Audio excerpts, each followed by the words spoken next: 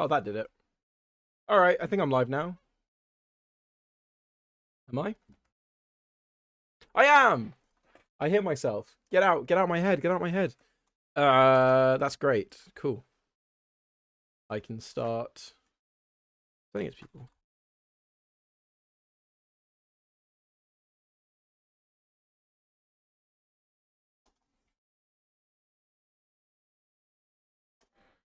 What are we doing today? I feel distinctly less energetic than I did yesterday. Hopefully that won't be a problem. I'll wake up. It'll be fine. So, I'm going to continue on the turret situation. Yesterday I got all the movement stuff, so that was good. I want to actually make the thing exist. I want to shift it from using tags, using at the moment, to having an actual turret component that it gets and checks. Do I want to do that? I have to think about it. I think with the movement, I can probably, it's probably slightly more expandable if I just have a turret component, but I'll have to give it a look. Let's get into Unity. I'm also gonna have to actually like model it, which I think might be a slight pain, but I'm probably gonna put that off and just do the actual like making today, and that can wait. I'll check this really quickly. Unity is in the process of launching.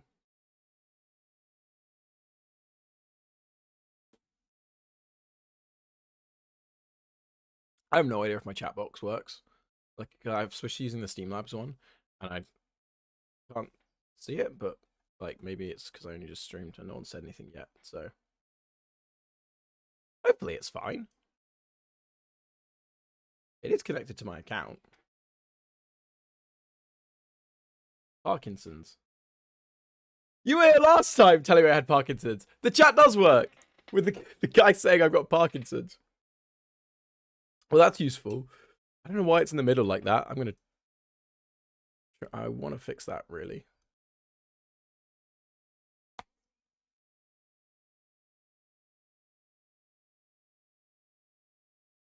I do not have Parkinson's. Why do I have why do you... What's the thing with the Parkinson's? Who knows? Who knows? I want to change that so that the chat stays around for longer, because I do not have much enough viewership for that to be effective. There we go. Okay, now I can do some stuff. Add Parkinson's to the game. Okay. I'll think about it. I think whatever I did might have just broken the chat, because I can see your message there, but it's not on my screen. Oh, I should not have changed stuff so quickly. Oh, well. It's fine. Let me just...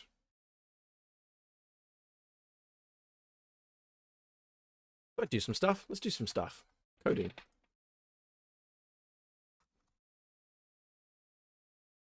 So, last time, we got up to some good things. Let's see if that still works. I mean, it won't have unworked, but like, you know, let's get back up to speed with this.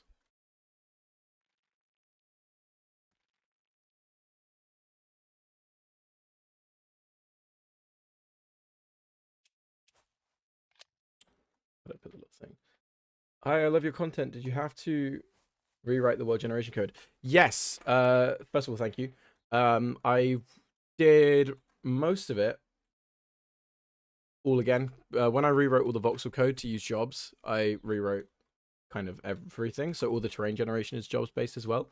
I can probably get that up actually.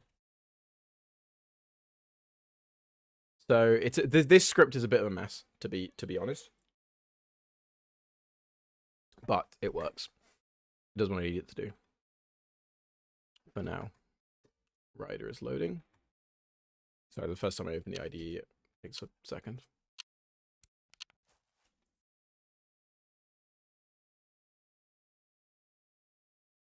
So I rewrote kind of all of the fundamental voxel code, like how the data is represented and how it's generated, but I also did, as well as that, to kind of fit in with that and be more efficient do this. So basically, every time a chunk is created, it runs this method here for it and all of its neighbors. The reason for that is because there's an optimization where if you have a block with another block next to it, it doesn't render this like inside face, which like is the primary way that voxel in build game, at least, you can performantly have a big old voxel mesh, because that massively reduces the number of vertices. The problem comes if you generate a chunk and you have nothing next to it, it's going to have that whole side, there's nothing next to it. So whenever a chunk is created, it will generate the terrain for its neighbor as well as all of its neighbors as well as itself. Is the game hard to run? Not especially. It isn't as optimized as I would like it to be, but it is better than it was. It doesn't look like it, but the most demanding thing is the graphics, just because it's Unity, so inherently there's some stuff going on there. But it's not an especially intensive game. So this is the actual terrain generation code. First of all, it checks if the chunk has already been like created and processed, because this method runs every time a chunk object is created, which means that if you go away and this chunk leaves your render distance and come back, it will run this again. So you need to check first to see if it's processed. Otherwise, it gets its position. It copies. Right. This is a bit of a hacky thing, but I have to do it. Because of a quirk of C#, what I'm effectively doing here is I'm scheduling a job, which means that Unity will run it in parallel as, super fast in the background, basically, so it doesn't tank the game's frame rate. And this is what's responsible for the actual like running of it. This like creates the job. This like fills in all of the data. And then finally, this is the actual like generation code. So chat, is this real? This is indeed real. So this is what's run after the job is completed, which says update it. And the reason I have to copy this position is because if I just put position in here, that means that every time this is called, this value is going to change. Was there a specific reason you chose to make the game in Unity? Because it's what I know. I've been making games in Unity for the longest time, and I strongly believe that like you can make any game in any engine pretty much. Like there are few limitations either way. So it's just I went with what I knew. I started with Unity because it was free, and I thought it looked more approachable than Unreal. That was when I was like 10 years old. So I know it's kind of dumb, but I don't have a GPU on my laptop. Can I run the game? You can run it, but you might not have a great time. But this is the thing, is I wanted before release get it ironed out, because I know that there is like a large portion of people who would want to run something like this that don't have great performing PCs. I know, because I was one of those people. So I think like I would want my childhood self to be able to play this, basically. So I want to make sure that by the time it's released, there is a level of like heavy optimization so that it can get that done, which is all going to come from the graphics, because the actual voxel code is pretty performant by this point. There are certain hitches that still occur, but that's something I know how to iron out, that kind of comes from making some assumptions that didn't necessarily hold to be true. Like I could get into that, but we're not going to get into it right now. Chat, I may have stayed up too late for this stream. You know what? I will do my absolute best to try and make it worth it. I was not feeling energized when I started, but like, we'll get to it. This has reminded me actually that I have not hit record on my stream thing, and I need to, because I want to make sure that I have good. I need to make clips basically from this, because marketing games is hard. I need to be making so much content, and I do not have the time to be tailor making everything. Is the background area in the main menu just a screenshot? It is not. It is rendered in real time and then blurred out. It's a random seed every time. I just haven't done much to yet. Like the worlds are really basic at the moment. It's not something I've got around to sort of working on. You can make it like a camera of an actual game go on it, if that could work. I have thought about this. I thought that I like that would be something fun to do. It's just that there's a lot of like stuff involved in making that work.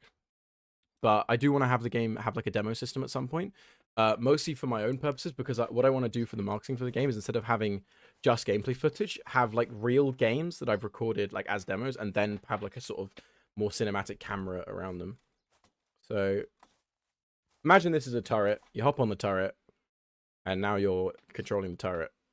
Hooray, yippee. And then you hop off. The game I was talking about earlier had a camera that moved around different areas of the map, and you could see the players moving around and fighting, and sometimes which is flying. Rogue lineage, not deep woken. Yeah, it isn't necessarily. It's something that I want to do. It's just that like that would take a lot of work, and so it's more like I will do that if it makes sense from like a development time thing. If once I've done the demo system, if that's something that seems like it would be reasonable to do, then yeah, I can make that work. Anyway, should we make a turret? Let's make a turret.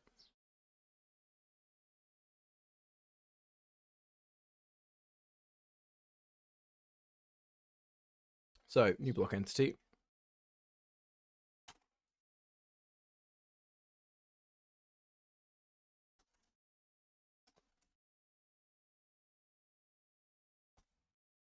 How optimized do you think the game is right now? Reasonably. It runs on my laptop at a stable frame rate. There are some like big slowdowns that happen under certain circumstances, which I want to iron out. But that's like when you first join a game, it will like freeze up for a few seconds, then play. But once you actually get into it, it's fine. So it's not. I don't know. There's still a ways to go so it can run on really low-end hardware. But my metric is I have a mid-range laptop with like a 1650 GPU and 8 GB of RAM and everything, and it runs fine on that. And it runs really well on my computer because, you know, I've got like 48 GB of RAM and a 4070 Ti. So that's like, if it didn't run on here, I'd have very big problems.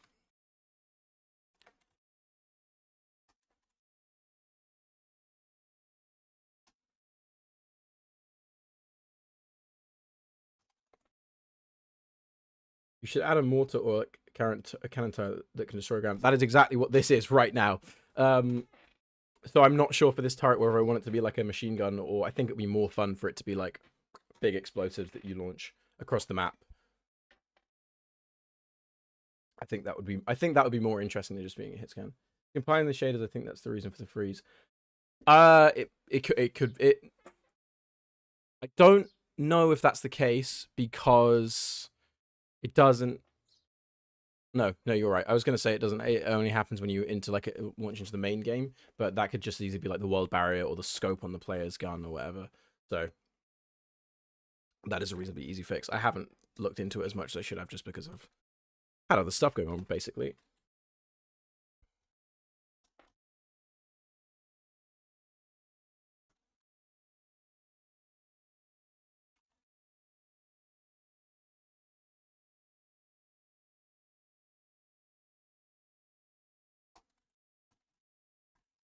So here I just need to see like who is in control of me right now.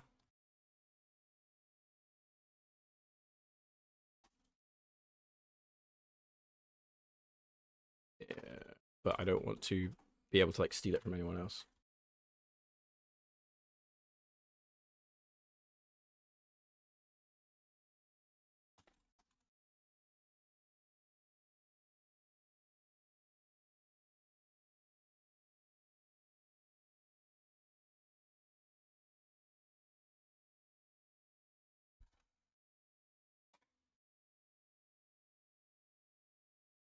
Oh, I love wooden desanders. Some of these things that people say, like, go over my head. I'm not with the kids today. What is that? That is not what I just made. What is that? Oh shit, that's the wrong thing. I inherited from the wrong class. I'm good at what I do.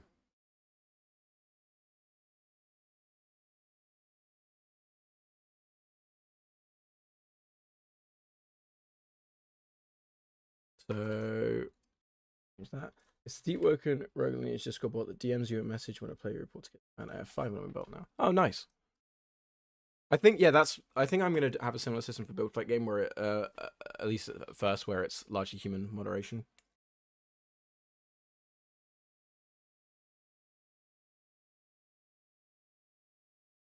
One sec. I feel like the chat is in a really weird position. That's not bad. Oh my god, the sun! My face! Oh my god, I set this all up before the stream and it was fine. I think the sun has like gone down slightly and is glowing directly into my room. That is crazy. Is it going to be player-hosted servers or Steam servers or its own servers? All of the above, kind of. It uses Steam as a relay. At the moment, it's player-hosted servers relayed through Steam using peer-to-peer. It has support for dedicated servers. But that's going to be something that depends on how popular the game is, because I don't want to pay for dedicated servers if the game isn't successful enough for them to pay for themselves, basically.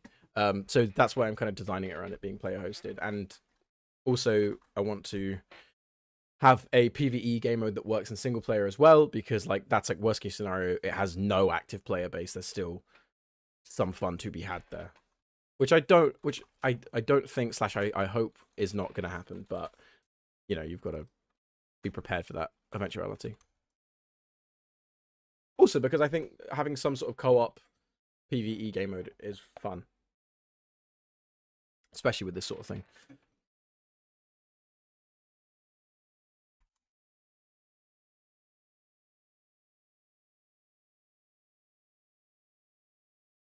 So here, it checks for a turret. I want to, instead of doing this,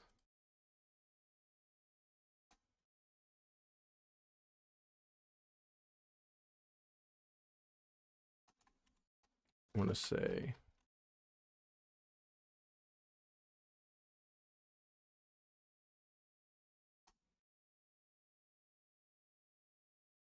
if turret dot set active player avatar this.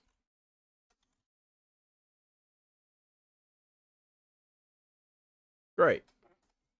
So now there's a feedback loop. You get in the turret and it says, hello, I'm the turret. Now what I can do is say, this is kind of hacky at this point. Actually, this is what we're going to do. Serialize.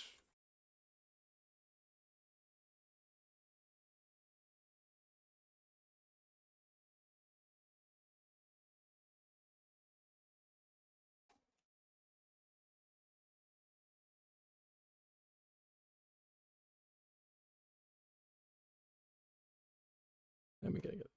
You are still. Oh, fuck! I'm bad at this. Shit. Sorry, I'm not on my best behavior right now. Best behavior? What a weird thing to say. I fixed it. I fixed it.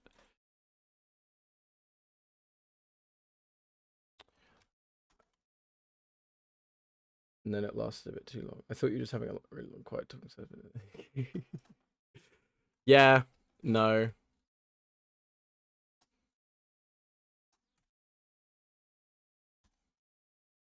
All right, what I'm doing now is I'm making it so you hop on the turret and it aligns itself with your viewpoint. Oh, actually, what I need to do is when you get off the turret.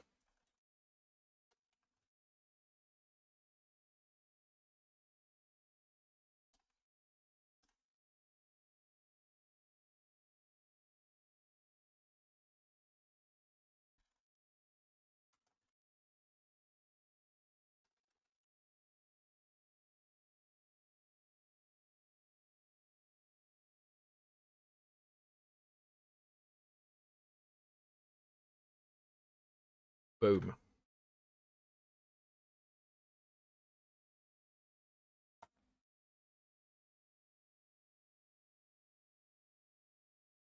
Do you have anti-cheat for the game because you said it's going to be peer-to-peer servers and GTA Online is peer-to-peer and is full of modders? No, but I'm not GTA. So, yeah, I touched on this a bit on the last stream. anti-cheat is something that is very expensive and difficult to do. So my thinking is human moderation to start with. By the time the game is big enough that cheating becomes a genuine issue, there's enough capital to deal with that. But also, it's not peer-to-peer in the sense that every client has equal authority. So you can't, like, as a client, hack yourself around the map, you know, and teleport to different places. The host has the authority. So if you have a modded host, they could mess things up. But for that, I have the human moderation, you know, and you can ban plays and stuff. But if it's not like you have infinite power because it's peer-to-peer that anyone can do anything and ruin any game, it's still susceptible to cheating in the same way that any game is, but it's not any worse than an average game.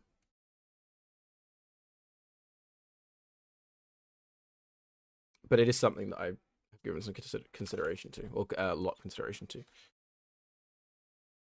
And I need to pay more attention because I fully just zoned out and forgot about.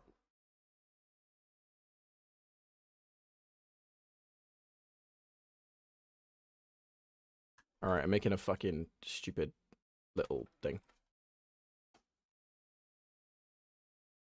For the turret. This is not what this is, to be clear, not how I design models for Build Fight game. This is just me making a prototype so I can check that it works. I do all my modeling in Blender. I also do all my animation in Blender for my videos. I don't do animation for my games in Blender though, because for some reason I just don't like how it feels. I can't really say what it is about it. I just don't like it.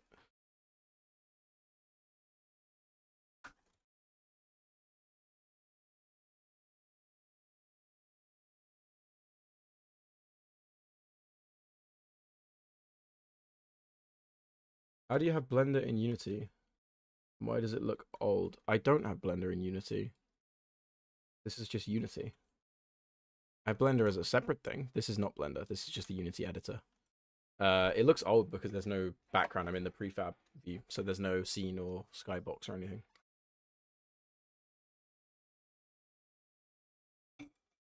But I was just explaining that this is not my modeling process. This is making something that works because I need to do a proof of concept. There goes my dog going crazy. Yeah, my point is I usually make everything in Blender, but I'm not right now. Please ignore the dog. There's a car outside, so she's going crazy. Thank you, Bear.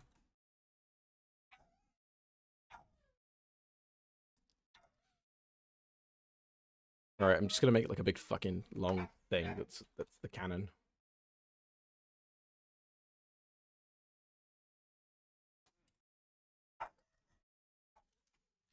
God, she's going crazy. Thanks, Bear.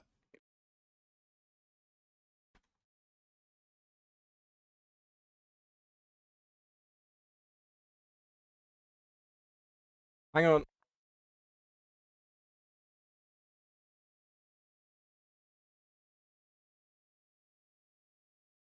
Sorry.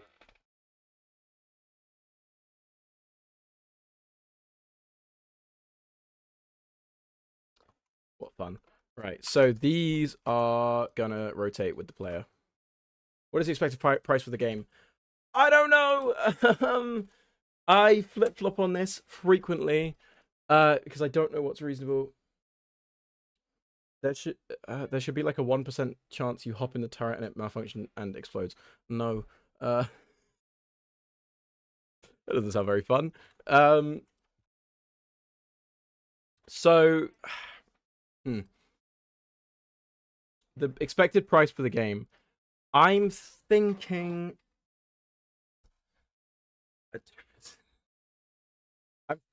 about having it be $15. But I'm not entirely sold either way, to be honest. Just because I know that's decently expensive, but like at a $15 sale, I make like $5 off of that after tax, or like £5 off of that. It's not. I don't know. I don't know. It's really hard to do. But if I price it too high, no one's gonna buy it. And as it stands right now, the game's not worth $15, but there is a lot more content that I have planned that where I think it would be slightly more reasonable for it to be at that price. But I'm just thinking like there are other games that cost less that are better, but also I don't want to starve. You know, I live with my parents, and this is kind of like my whole thing. I would like to have a life and move out at some point, so I can't like the game can't be ridiculously cheap. It is a tough one. When you think it'll be released this year, it's I wasn't so sure. Now I'm more sure because I've made a lot of progress recently. Like the game has gone from being like nowhere near complete to pretty much done very quickly. Like all of the core mechanics now are there. The game is there, which is a weird feeling. I need to add more game modes. I need to add more content, like more stuff for construction to build more different map types, and etc. etc. One sec.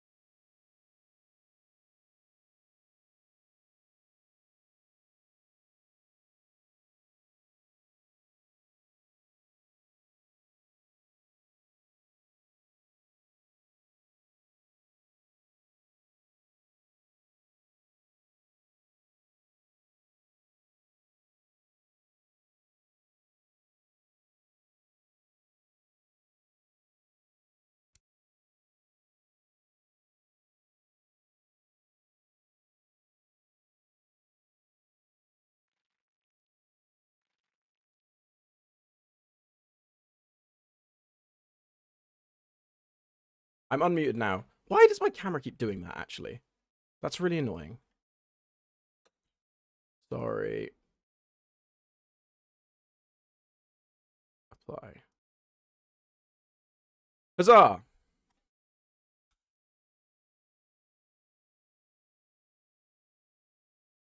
Let's try this. Just be careful if it be near GTA.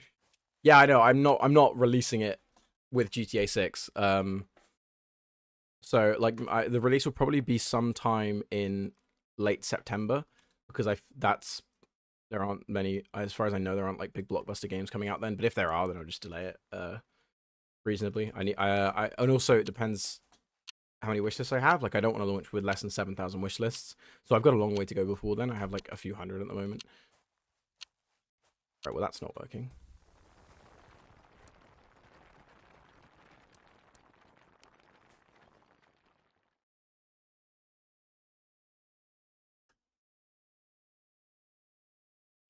Why is this not working?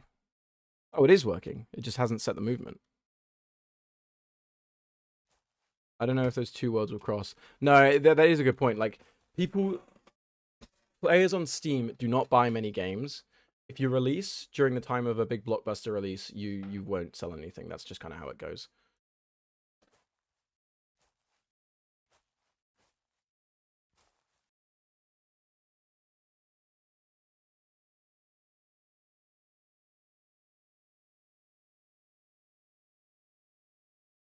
This is really weird. It's set that. Do you think you'll ever get a Neuralink implant so you can write code with your mind so you aren't chained down by your fingers? There is absolutely no way I'm letting Elon Musk put anything anywhere near my brain. I think Twitter was too close. No is the answer to that.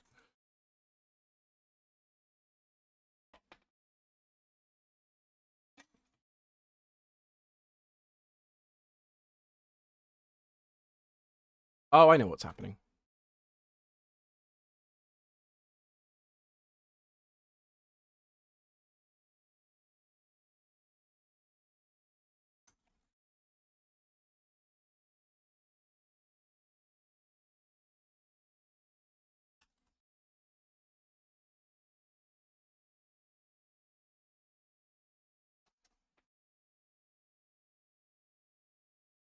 I hardly ever go on Twitter, but every time I see something about it, all the people on there are either like actually dumb and constantly rage baiting.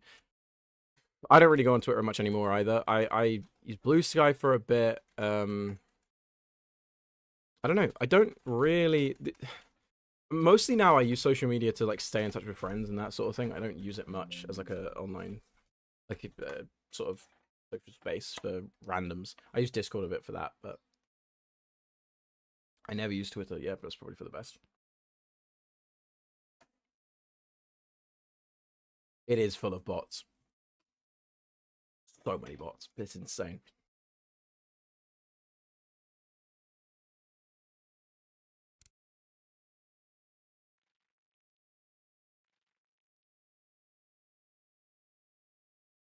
Right. Okay. Is it gonna work this time? I fucking hope so. It's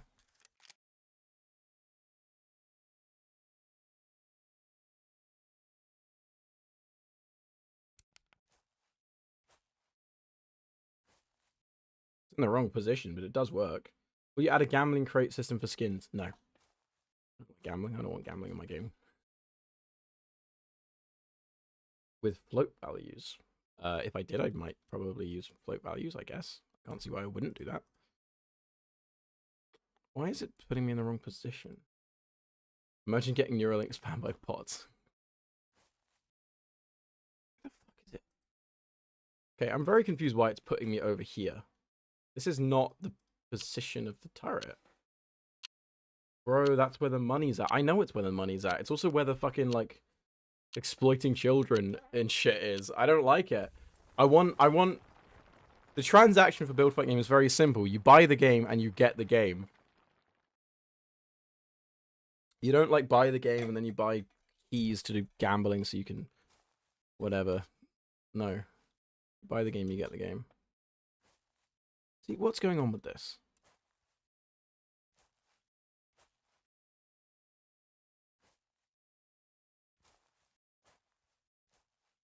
This is really weird.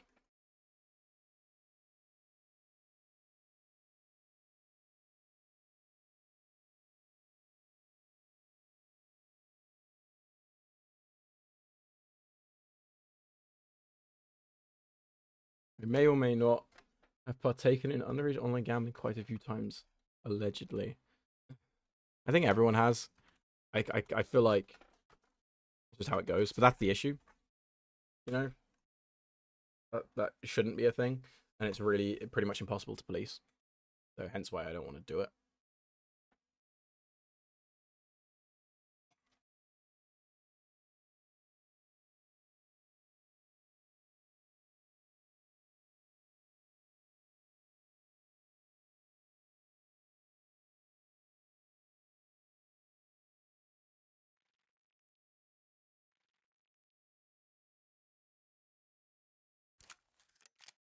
In my country, you can't gamble on Roblox anymore. Good. I think that's good. I really think it is terrible. Just the amount of that. When you're gonna add the battle pass? No battle pass, please. Okay, that works.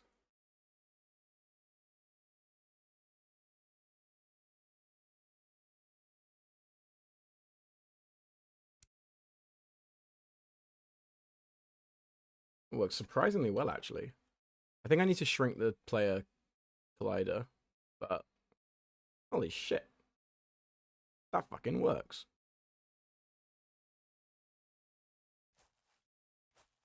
Like, you can't, in my country, you can even do in-game purchases. You can't even do in-game purchases in Steam is banned. Wow.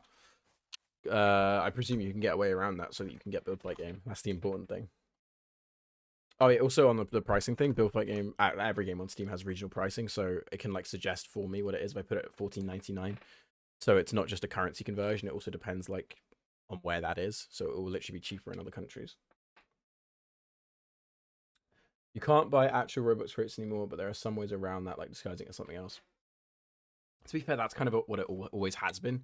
Is like, it's not gambling, it's keys and crates and everything, but it's gambling. I use VPN. Yeah. Smart.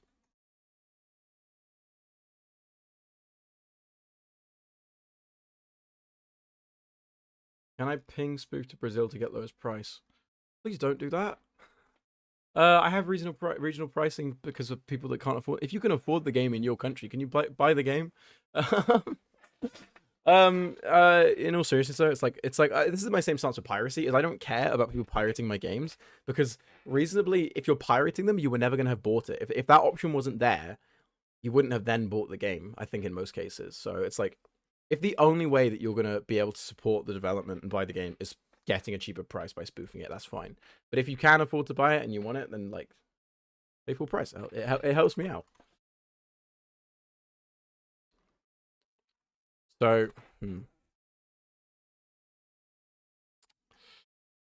I'm worried here about how much will the game cost. At the moment, I'm thinking $15. I might go down to 10. It's just that every time I say $10, I then run the maths and figure out how much money I make per sale, and it's like not much, because Steam takes a 30% cut, and then there's taxes, and then there's converting it back into pounds, and it's like, ooh. Hello again, Mr. Megusta. It's lovely to see you. So yeah, the price is very much up in the air. I think it depends what people will pay effectively. I think that for what the amount of content, like right now, I wouldn't sell this game for $15. No way. But I think that would be a reasonable price. It's just that like what I think is a reasonable price doesn't matter. It's what people will pay for it.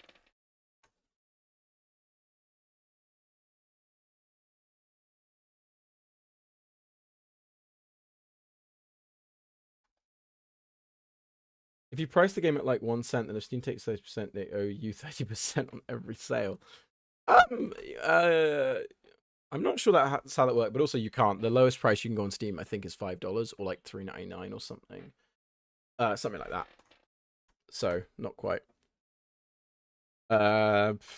Because of the cut, like you can have a free game, but you can't have a paid game that's less than a certain threshold. Would this be your first published game? First properly published, yeah. I've done like game jam projects and stuff, but this is my first thing, like major thing that I've seen to completion. Apart from your mother. I'm sorry. Yeah, first game released on Steam. So its success is a bit up in the air. I'm hoping for the best, but I'm also preparing that like it won't. How long have I been making games? Depends how you count it. I started using Unity when I was like 9 or 10. I'm 19 now, so by that logic, you could say 10 years, but like, that's very loose. I would call it 5 years, just because like that first, from the ages of 10 to 15 or whatever, that's like, that barely counts because I'm a child. I was doing stuff, but you know, long enough that I know my way around Unity like nobody's business. It all very much like Unity and everything feels second nature to me at this point. Why not make it free? I feel like people put a game's value on its price, and some people might not want to pay for a cheap game. Whereas a free game, everyone can try it, especially if it's your first game. Yes, so free to play, I have thought about. The only issue with that is a monetization model. Just like I don't like the practices of microtransactions, and I know it's not necessarily a problem, but I would rather have a game that people just pay for and they get. What I will do is have a free demo, which is the game fully featured, but just with less content, like less maps, less game modes, and everything. You know, but you get like a taste of it. The Finals is Embark's first game and it's free. Embark's is consists of X Battlefield Deads. Yeah. I mean, I don't know. I think you're right about people placing a game's value on its price, which is why I don't want to go too low. Like I wouldn't release a game for $5. I would go $10 probably lowest, then I do free, because I think at $5 people are like, oh, that's a cheap shovelware thing, and then don't try it. So it depends. It might end up being a free to play model. It just we'll see where we end up. All right, now I've got to kind of think a bit about how I'm handling this. So what I need to do here is I need to shrink the size of the character controller for the player, so that when they get in the turret, they're like crouched basically, and there isn't crouching in the game, specifically because I wanted to avoid that. So that's tough. I think you missed my earlier message. How much neuroplasticity do you think you have currently? I don't know. I don't think about that much, to be honest. Enough. Is that an acceptable answer?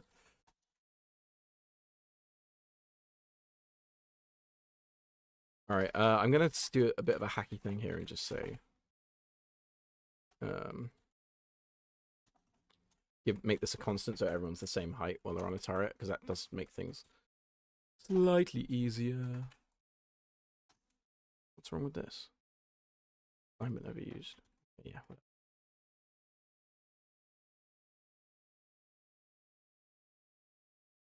You can just make like one $10 cosmetic that's like a shirt saying I'm supporting the dev or something, so if people really like the free game, they can pay or something. That's true, but I don't think most people would do that. I think more people would buy a game for $10 than would play a free game and then buy the $10 shirt. If I went free to play, I would have to do full cosmetics and everything and lean into that model a bit more, which is what I'm a bit iffy about. I don't think that people would pay for a $10 I'm supporting the developer shirt, but they might pay for like a funny hat or something, or like some particle effects on their head. I remember when Core Keeper was in like alpha or beta 3 years ago, and I played the free demo then, and that game is so good. Yeah, so the demo I'm thinking is like basically going to be like a light version of the game. You could feasibly play it, get it, sink some time into it, and but then you kind of run up against this wall. It's like, oh, I'm having such a great time, but I really want to try that, like, you know, the forest map or the Sky Islands map or whatever. Most people buy games during the sales, like the Steam Summer Sale, so it matters more. Yeah, you're absolutely right. 100%. That's another one of those things I forgot to mention earlier, is that's like pricing the game at $15. That's why my cut goes so much lower, because if you price the game at $15, people will buy it for $10. The vast majority of people are only paying $10. My point is, if I really like a game, I do end up supporting it by getting DLC or cosmetics. Yeah, I get what you're saying. It's just, yeah, I'm open to it, very much so, but we'll see where we end up. I'm not at this point. I'm not ruling anything out, because I'm just in like, I need to get the game done. Is my kind of main thing.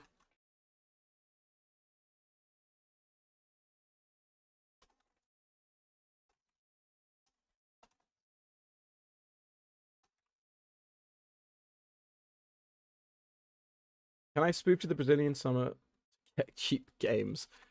Again, you know, if that's all you can afford, fine. But if you can pay for the game, great. I don't know. Oh, also as well, it depends how much like ahead of time people care. Why is this giving me a warning? So if there isn't much, if the game is done and there's not as much wishlist as I'd like, then I will probably launch it free to play, because I think you can come back from that slightly more. But if I've reached my target of 7,000 wish lists, I will probably sell it for $15. Since the Earth is a big place, why doesn't Steam have summer sales for every area regionally? Because then there would effectively always be a sale. And you would just spoof your location to where that is. And also because it's a big marketing push, the summer sale, to get people on platform. So it wouldn't be so effective at that point. Right, from what method can I assign this? On enable, right? It's going to be... Is there not a thing here for this?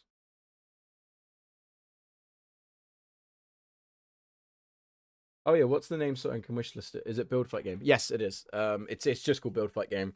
I know it's the kind of shit name, but it's grown on me, and I like it. It will grow on you too. Everyone now that like has been in sort of this circle for a while likes the name Build Fight Game. It does grow. I like it. It's earnest is how I would describe it. Right, so I think I might need to do a bit of trickery here.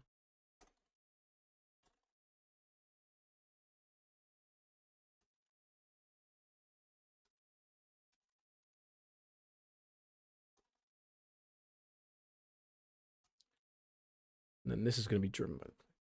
I wishlisted it on the 24th of January 2024. Oh god, I've been making this game way too long. Jesus. Imagine how much better I could have been if I'd been doing this for the whole last year instead of like going insane. Anyway, we are here now, and I'm committing to this. And if I burn out, then you know. That.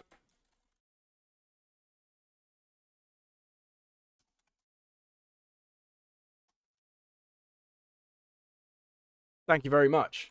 It goes a long way. Wish lists are the main thing I need pretty much, to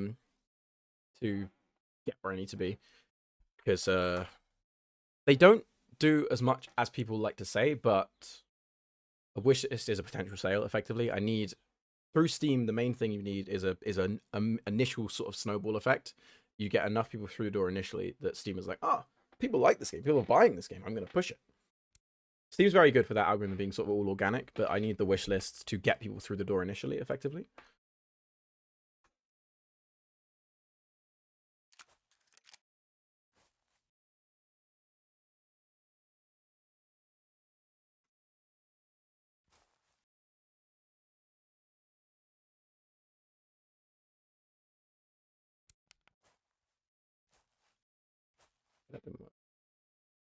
I don't know. I thought Steam games were kind of hard to get big. It depends. It really depends. It can be hard, but hmm. It all depends on what you put into it. So I think just saying like blanket term, it's hard to do well on Steam is yes, that is true, but I think the sentiment that it is all luck based is also like is an oversimplification. Like there is a lot of luck involved, but if you do the right things and you kind of set your expectations properly, I don't think that you can very much improve your chances of doing well. Like I'm focusing heavily on wishlist because I need people to be in the door buying the game. So like, great. I'm not just saying, oh, the game will be good so people will play it. You know, I think that's where the issue comes, and people will say, oh, I spent years working on my game and then it completely flopped. And you see that all the time. It's like, okay, but you look at the Steam page and it's like, oh, there's typos in your description. Your screenshots are outdated or just don't really show me what the game is, or you've got no trailer. I have no trailer at the moment, but like I need to get around to it. But at the same time, I wouldn't launch the game now and be like, oh, why would it fail? Like if Build Fight game was done right now and I launched it today, it would flop. I have absolutely no doubt in my mind about that. It could do well, but that would be a miracle. As it stands right now, I do not have the anticipation to do well. So it's not. So it is true. It's hard to do well on Steam, but it's not entirely luck based. Is my point.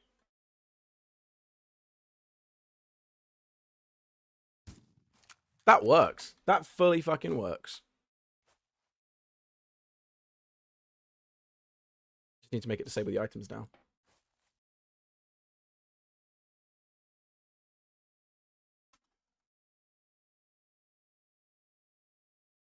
Don't forget to drink some water. This water? Is that a Blue Yeti microphone? Yes, it is. I've had it for a long, long time.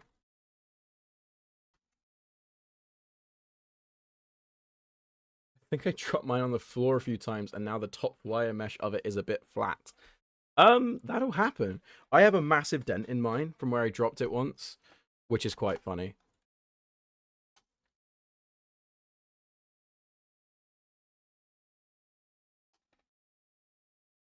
I think it improves the quality sometimes, though. I doubt that, but maybe it does.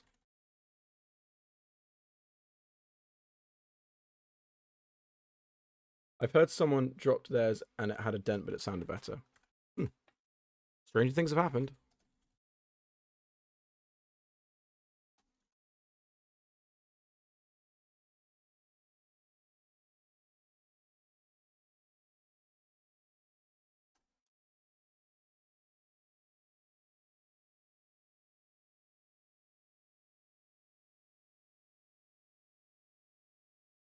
What is the wire mesh even covering, bro? I don't know. I'm not. I've had this for a very long time. I have never thought about it for like a second. It's just it is what it is.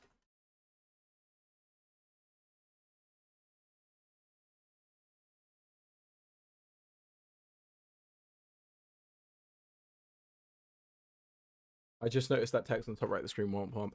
I need to make that clearer because I've had people ask like in the last stream, like, what are you actually working on? It's like it says it up there. Is that the right direction? Am I flipped? I don't know. I think that's the right way. Eh.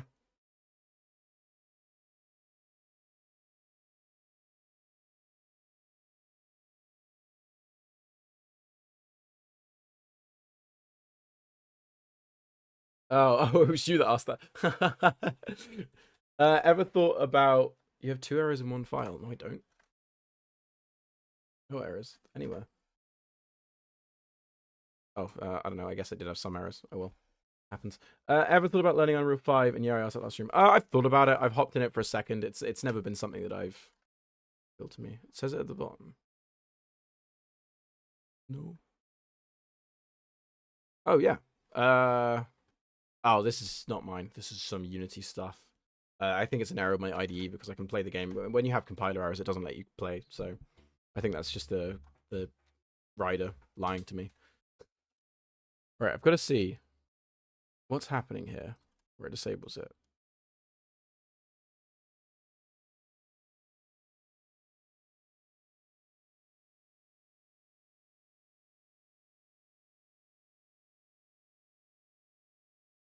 I've got something that disables all the items.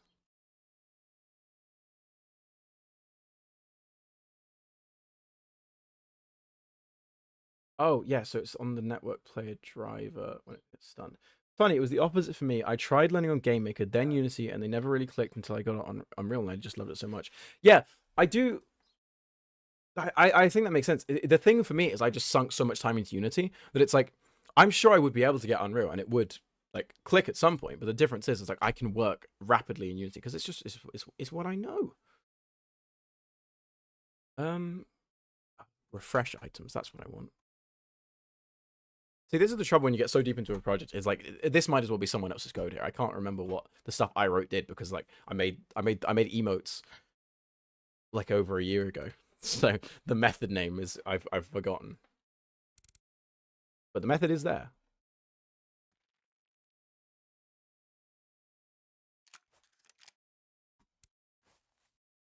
Right. If this works. Next thing is to view a menu at the main Unity screen when the game's launched. No, that is or used to be a requirement if you were using the personal like free version of Unity.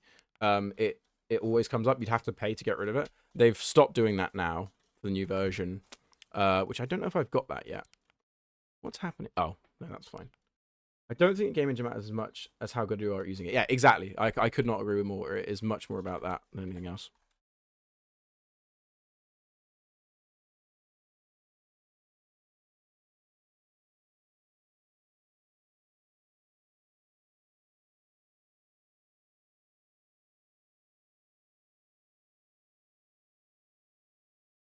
Your seat is missing a part. No, I deleted that because you can do a full 360 turn, so I didn't think it made sense for it to have a back. What's going on here? There should be an item manager.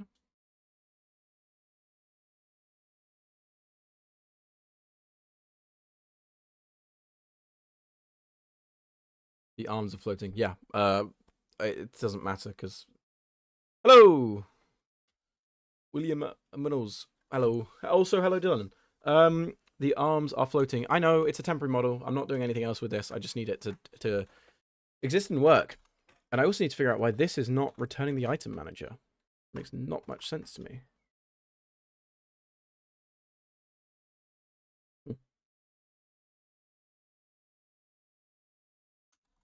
Right, first of all, I need to fix that null reference exception.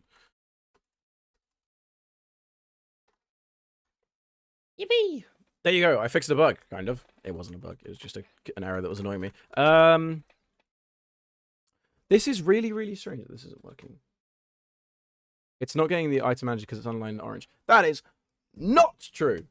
Underlining orange means that this is one of the helpful things Rider does, is that any like Unity method that is a bit expensive, like a get component, it underlines in orange so that you are aware that it is potentially a performance impact. This I'm only ever executing like once to get the item manager, and then it just stores it in a value. But it's saying basically like, don't run this every frame or whatever. Or here, this means that there is a more efficient way to do this. Ask ChatGPT why it's not working. I will not do that. I will use my brain and figure it out. And first, I'm going to make sure that these are all correct. Dylan, why is it not working?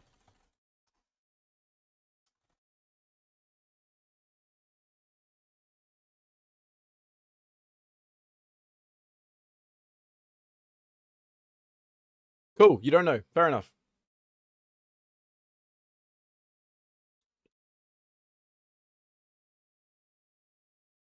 Oh, now Unity's taking ages. Oh, I love game development. Shadowcat 305. Why is it not working? Are you just going to copy the answer from ChatGPT? Is there any reason why you use Rider instead of another IDE? Yes, I used Visual Studio for the longest time. Then I started working on a bunch of shader stuff for Build Fight Game, and Rider has really, really good built-in tools for HLSL, like actual, like proper IntelliSense, which I found invaluable. Am I gonna have to restart Unity because this is pissing me off? Taking ages. Yep, task manager time.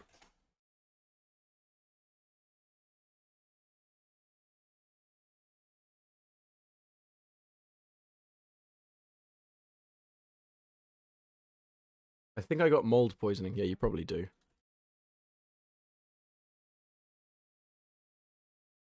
Ah, it's OBS! No! The viewers can't see the thing. Oh, I know. It's because items doesn't exist.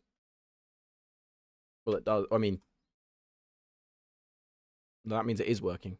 I'm checking. If items doesn't exist, please give it a value. Cheers, buddy. Cheers, pal.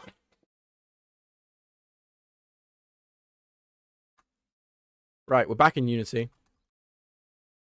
Ah, fuck, I closed Rider as well. It'll take 50 billion years to open it up again. Okay, so it must exist. What I'm doing is I'm saying it's basically a helpful method I have that says get the items. You read all those books behind you. Not all of them. Can we go through the bookshelf? Most of them I haven't read. I buy them because they look cool and then I forget to read them. But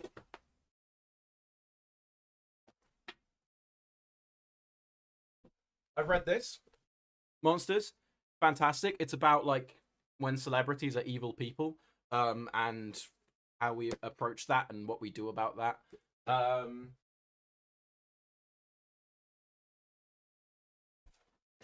haven't read this.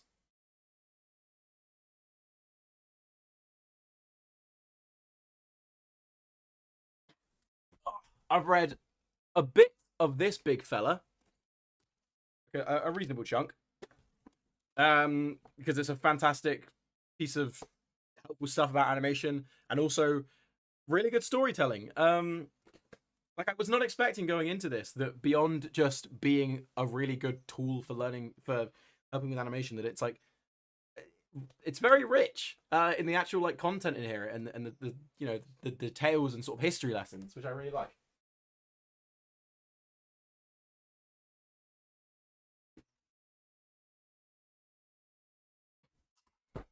I just hit my light on my head.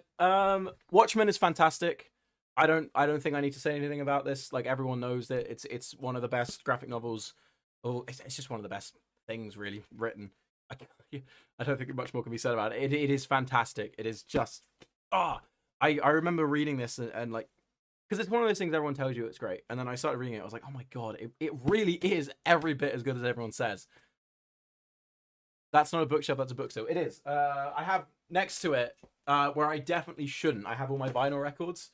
Um, they should not be there. This is like no awful. I have had once my window left open and I had like a little 45 single, which went out the window and still fucking plays. Like I went out in the morning and in the garden there was the sleeve. It wasn't Duran Duran. The Duran Duran ones. Hang on.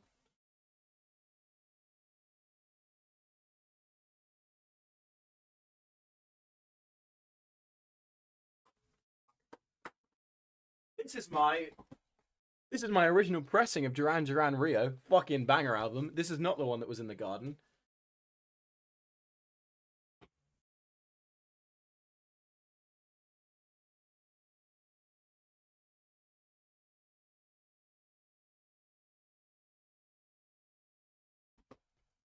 This is the one that was in the garden. Bonnie Tyler's holding out for a hero. It's not in great condition. I got this from an antique shop.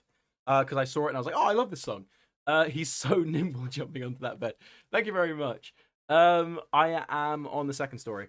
So I went out in the morning to my garden. You have just outside just like below my window, I have this. Several feet, probably a good 30 feet away. This just on the fucking floor. I'd like clearly flown around. And I don't know how. I was like, oh, this is gonna sound really funny when I put it on. I played it. It just plays. It's fine. It's not even scratched. My Duran Duran Rio, which I treat with such care because I actually care about it. That's got a little scratch in one of the songs. I mean, to be fair, I'm pretty sure that track had a scratch in it before I got it. But yeah, strong gusts. It happens. You know, you've got me talking now.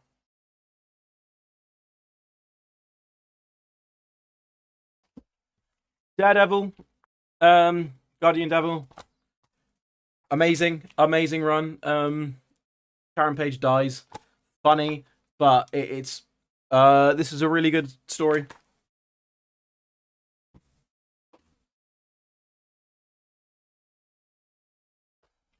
Some bits from the newish Moon Knight run. I don't know if this is new anymore, but I remember I had some of these when it came out, and then I couldn't afford to keep buying them, so.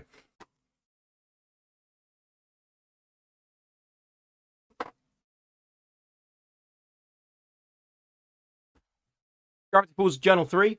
Gravity Falls was an important thing to me. I remember when it finished, and I was really sad. So I got this, and I have read this. Have you read Invincible? I have not read Invincible. I know I'd enjoy Invincible, but the issue is I am now like fully hooked on the show. So, and I don't know if I want to be spoiled or if I'd rather just watch it unfold within the show. But also, yeah, am I really gonna wait that long? So we'll see. I'm gonna try and rapid fire the other books. Is there anything there that I've actually read? Uh,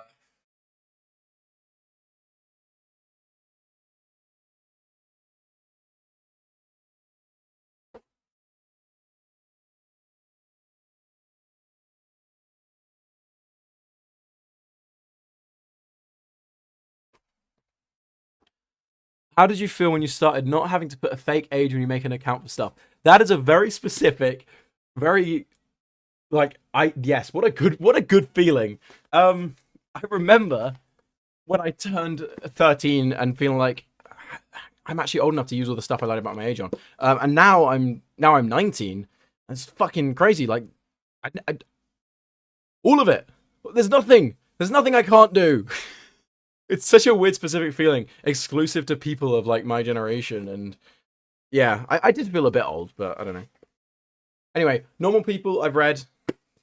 Just fucking, I could go on and on about this book. It's so emotionally like fucking. It's called Normal People because it's people, and it makes it's just devastating and everything. And I watched this show not long after I'd gone through a breakup, and like, why the fuck would you do that? And then I read the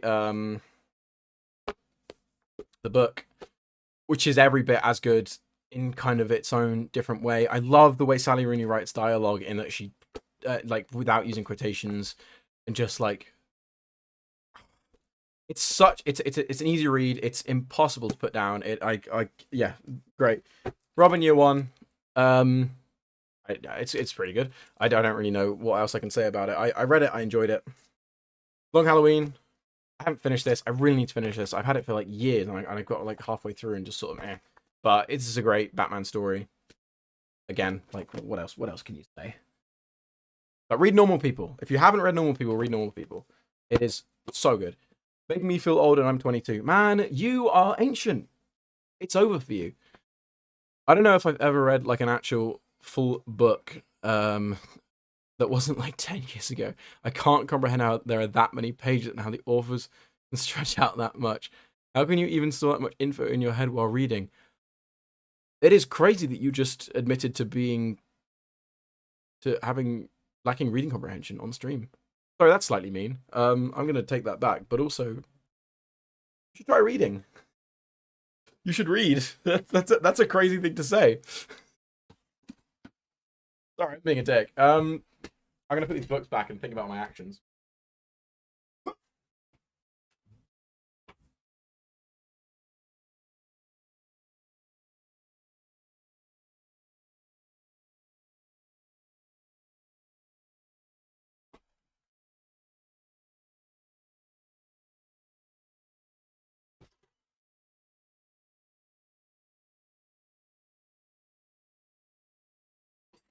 I used to not read, but once I started, it just clicked for me. Yeah, exactly. I think it feels overwhelming, but like, you know, brains do a lot. If you start reading, I think if you find something that's good, like for me, I didn't read until I read like much until I read Monsters.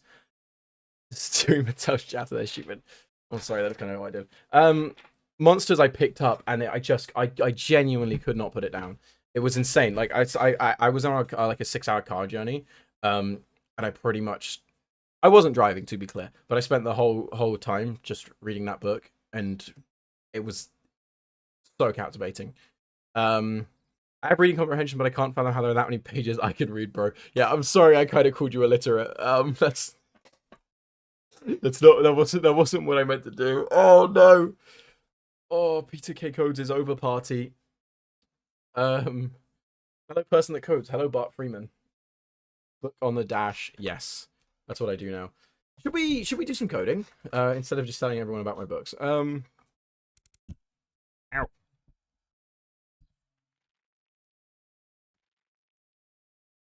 Wipers turning the pages. That is fantastic. Should we figure out why this compiler error is happening? Error. Sorry, that wasn't very good. Gosh.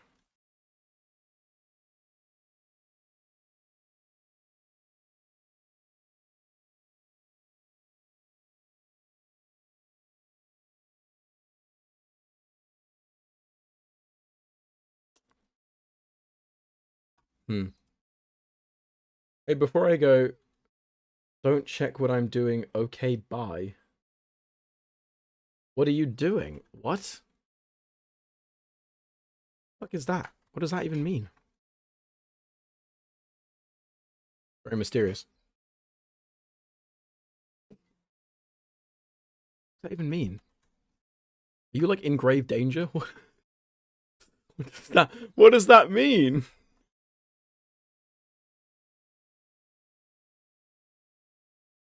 This guy may be illiterate. Maybe. I think I might share some discords with that Bart Freeman feller.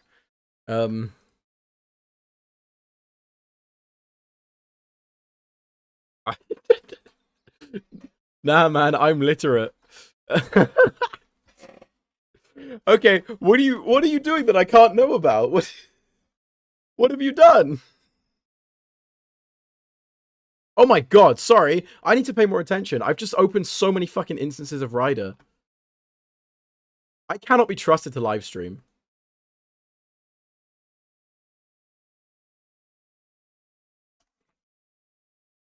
But what is your deal with Parkinson's? Why do you come here? I've done 2 streams and both of them you've come to ask if I have Parkinson's, and now you're going up to the chat and checking for their fucking Parkinson's. Oh my god, I'm stupid in my brain.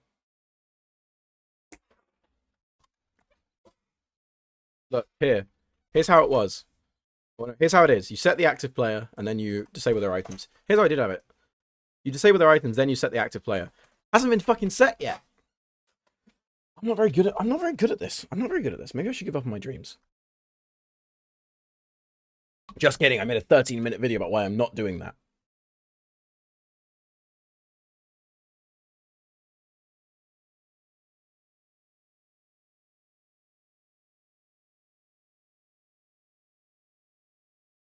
See, that's what I told you was wrong. That is not true. You said items didn't exist.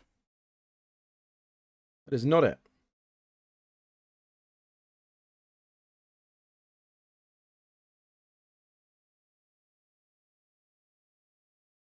Ugh.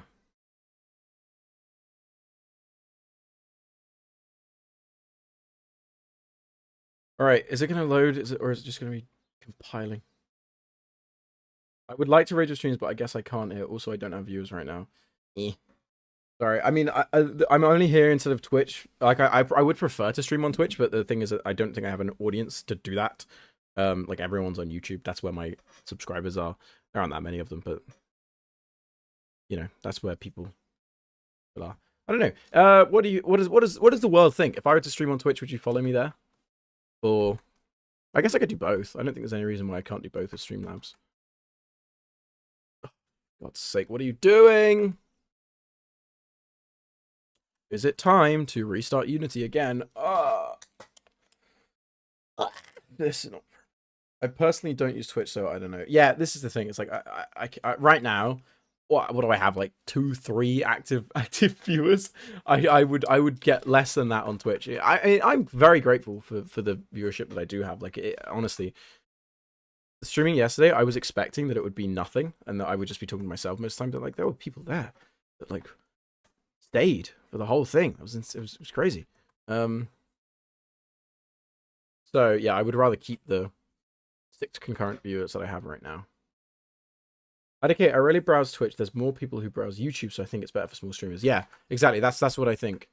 Is that Twitch is one thing if you're already established. When did I start streaming? Yesterday was my first stream. Not in my life. Like a few years ago, many years ago. Many 4 years ago. I streamed development stuff, and no one really cared. But also now I have like stuff. I have videos that have done quite well, whereas at the time it's like, yeah, no one cares. So what do you mean all compilers? There are no compiler errors. Right, okay, it's time to restart Unity again. Here we go.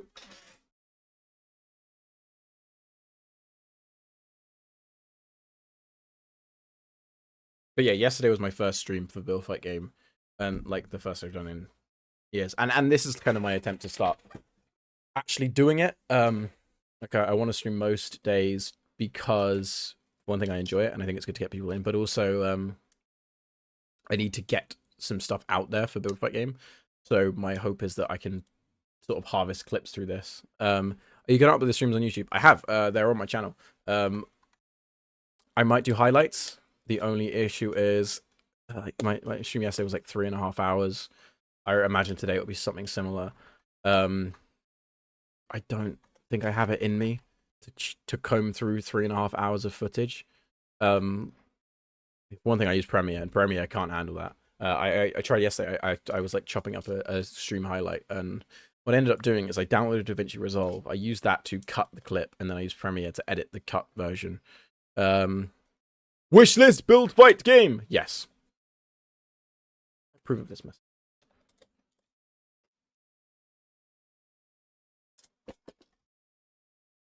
Okay, Unity is restarted. Oh, I fucking nudged my thing. We can try again.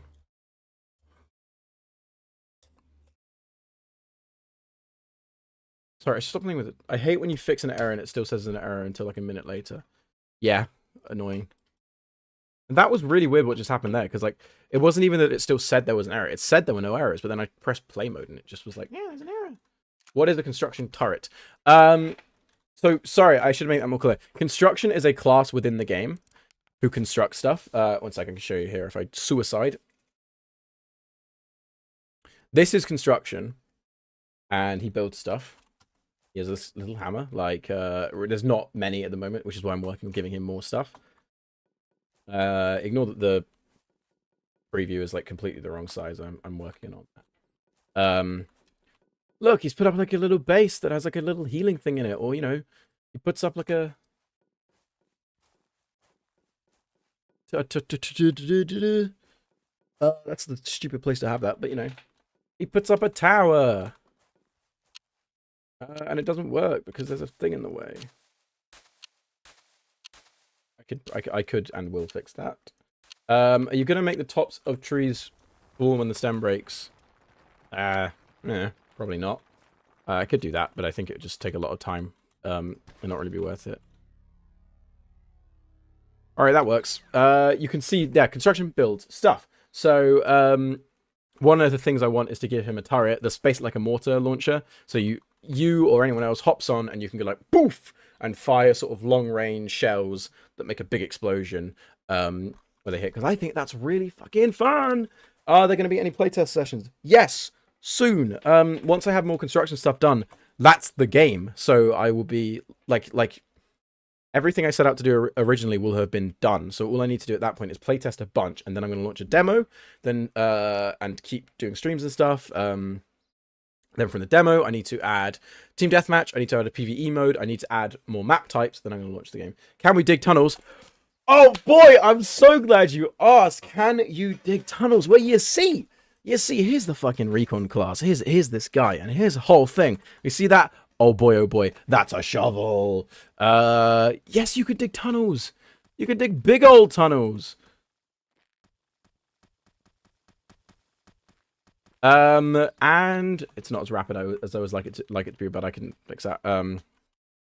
So recon digs tunnels.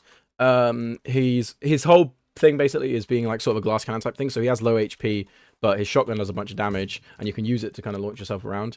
If you left click, it fires a single shot, and if you right click, it fires both shots and launches you back and does more damage. Recon also has access to fake dirt, which I like. So fake dirt, you can see here. I need to work on the animations because they're playing too much. But you can build effectively. The way it works is, I'm gonna head out. Thanks for coming, Mr. Bart Freeman, for just even a little bit. So fake dirt looks just like dirt at a distance, but then you go through and you can use it to hide stuff. And I really like that. Only issue is it doesn't work with the ambient occlusion, which is kind of annoying because you can sort of just about see it. But why is it translucent? Because that's the point, is, you know, from afar, it's just dirt. But once you get close, you can go through. Can only your allies see through it? Well, no one can see through it. You have to be, like, pretty close. Like, if you didn't know that was there and you're just walking past, you can't see it. You have to, like, know that it's there. Anyway, what are you saying? There's explosives that break terrain. Yes. So there's the three classes: recon, construction, and destruction. So his whole thing is explosives. Do you have a grenade launcher? Explodes on impact, sort of smaller explosives. And then you have dynamite. Oh, the game's going to end. I need to update this UI. Are you going to add flying? No. I think that would be a bit... I want to have really cool movement abilities, and I feel like flying is a bit just like... I don't know what, you hold space and you get infinite movement. I would rather have it be more interesting. Like, with the destruction class, you know, you can launch yourself backwards with recon, and as destruction, you can blast jump. Jump pads, perhaps. Yeah, that is one of those things I could give to construction. Anyway, as destruction, you get a big explosive. That's your dynamite. So the idea is your grenades explode on impact and everything. So they're not super useful for breaking down defensive. They're more of a combat tool. Like here, you can see, you know, I hit this bunker and it doesn't do much. Whereas if I throw like this, ta-da! It completely destroys it. Do explosives do knockback? Yes, they do, to you and your pals. It damages you when you boost in the air. I know! That's on purpose. It does less damage to you than it does to enemies. But the idea is the trade-off, because Destruction's whole thing is that he's slow and big and tanky. So he has this ability that lets him kind of reposition himself very rapidly, but at the cost of doing some of his health. Like, here's one thing. I made a YouTube short about this, actually. One thing that you can do as Destruction, which I really like, is that you can just about have enough HP to combine a grenade and a dynamite explosion, which sends you fucking flying, but does pretty much all of your HP, which I really like conceptually. Let me see if I can demonstrate how that looks. It might bounce around too much. Yeah.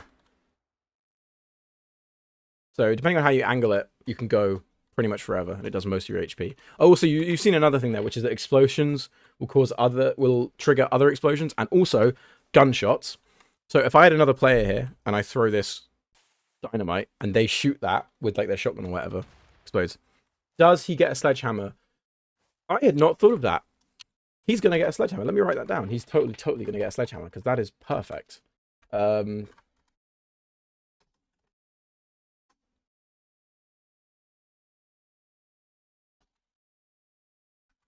Yeah, okay.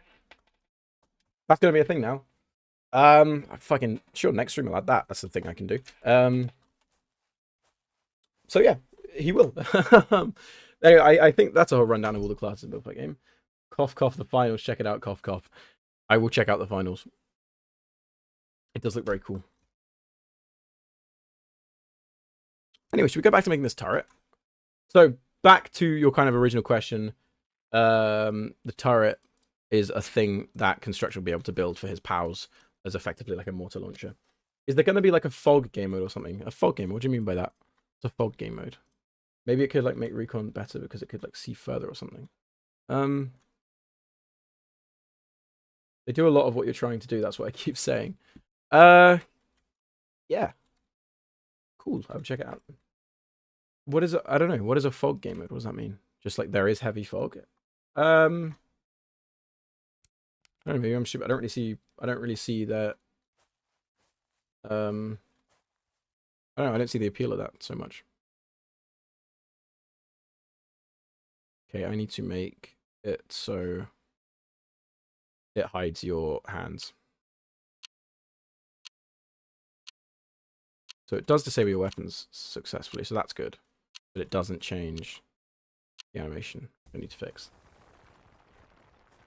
And it doesn't re-enable them. Or it does re-enable them, but it doesn't show them. That's interesting. Shows it for like a second.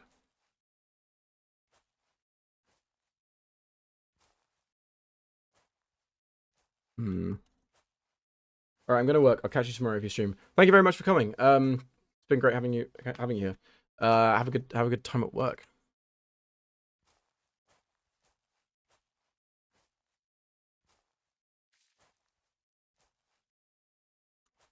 I have to figure out what that is.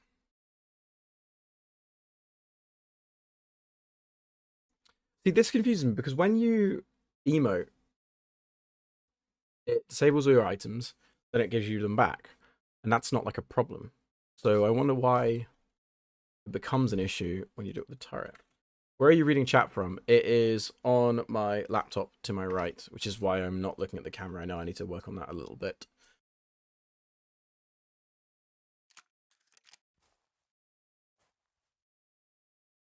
See, that works. But why does that work, but it doesn't work for the other guy?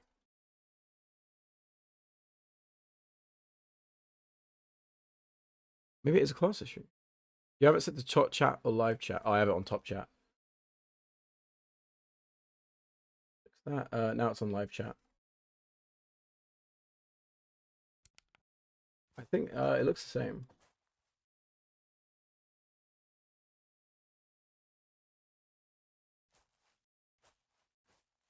Really interesting. Why is that?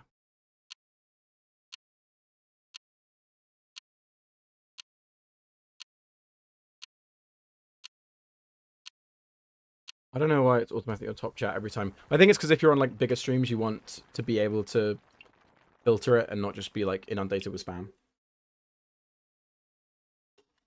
I don't know if top chat does anything, but apparently it just means that sometimes YouTube doesn't show messages. Yeah, I think it's like spam filters and stuff.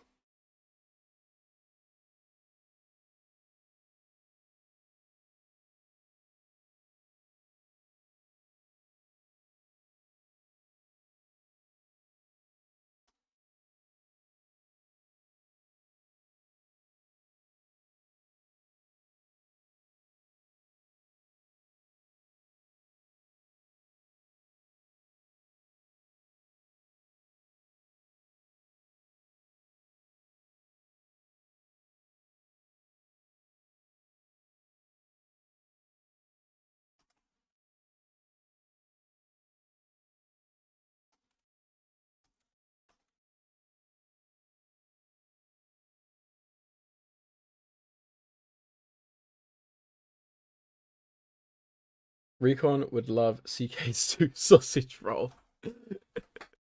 Yeah, that's canon now. It's 4 a.m. now. You can go to bed, man. It's 4 a.m. You go to bed. I really do. I really do appreciate the sport, but you can go to bed.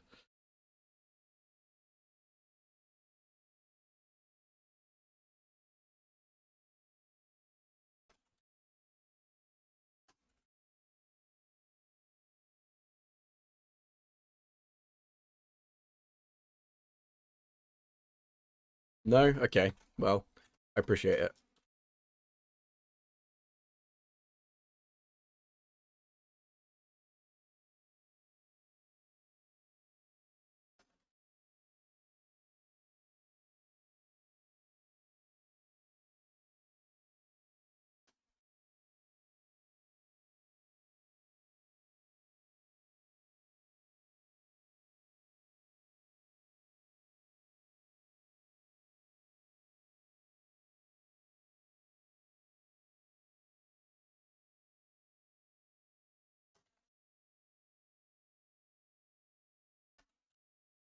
Yeah, that should work.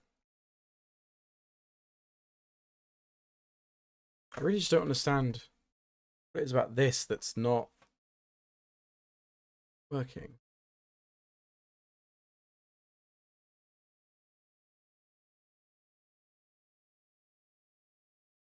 Because here it does. So when a player gets stunned, it does a bunch of stuff, um, including disabling all their items and then refreshing them to give them back. So, and that works, but on the stun. But here, I'm doing the same thing, disabling all their items when the player is set. Then when it's cleared, we refresh.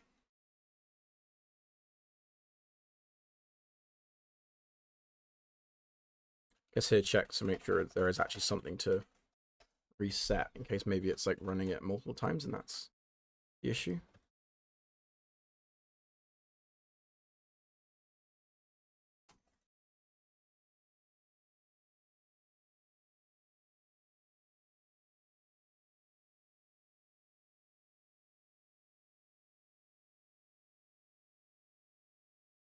Have you used your drawing feature yet? I haven't. I haven't had anything to explain because the thing is I'm just working on stuff already done. I've not had to do any diagramming. Ask me. I don't know if you ask me a question that requires it.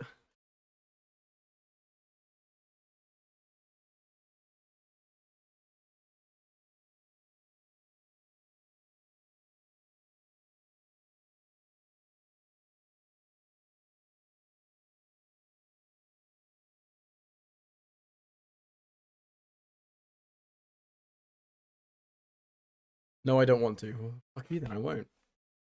It's rude. The hate is crazy.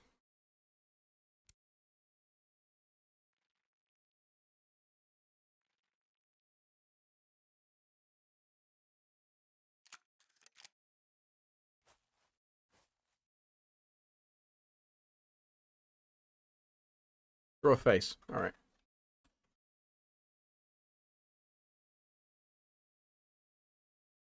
I hope this face is acceptable. It actually worked. That shocks me. Isn't that cool? Isn't that a fun thing?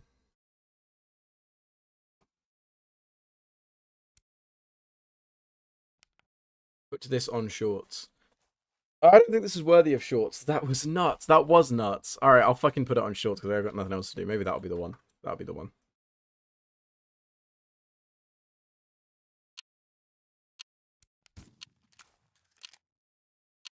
That works.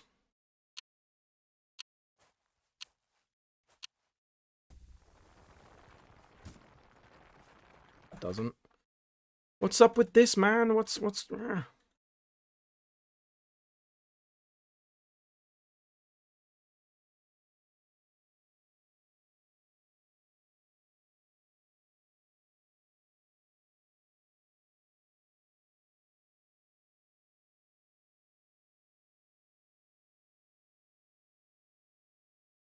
Bro, Grow a Garden has had 1 million plus players for like the past 3 days. People love growing gardens. I don't know what to tell you.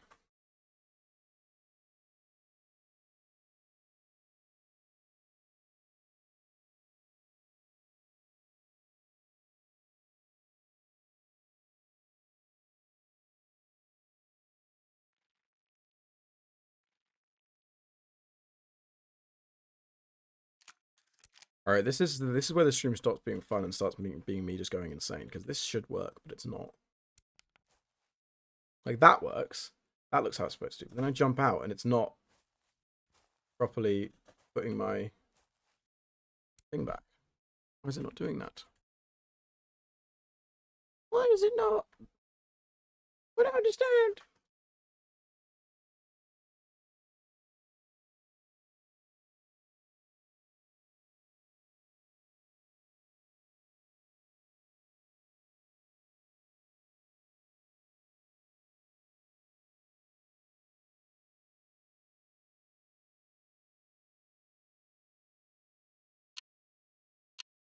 Yeah, so this should all be set to true.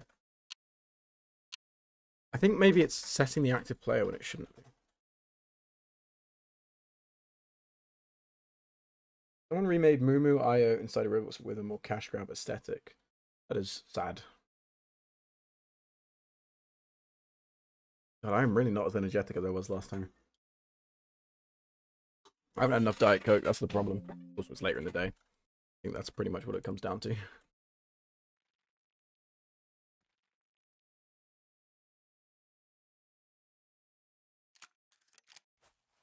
Days it say? Monday. Okay, that makes sense.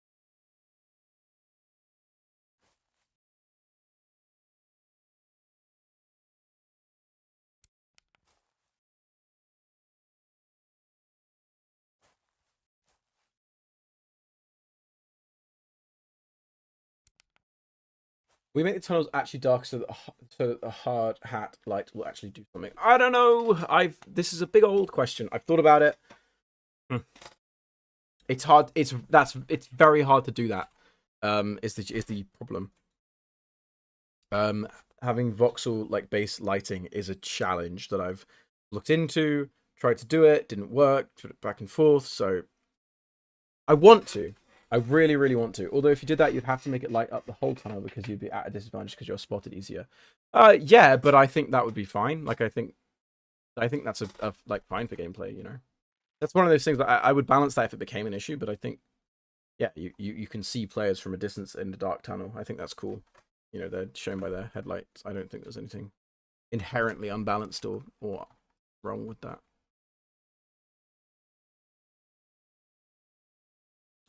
Where's that fucking player? There it is.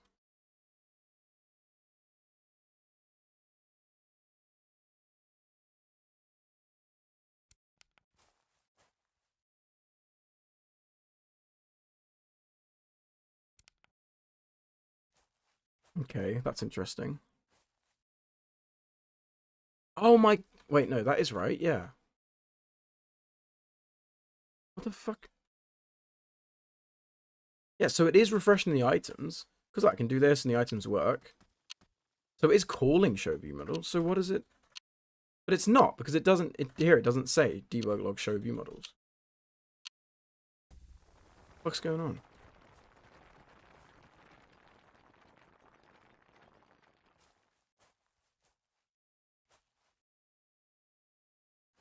Oh, hang on, so it's still... So what's happening here? Because it's saying active player is null. But this should not be running.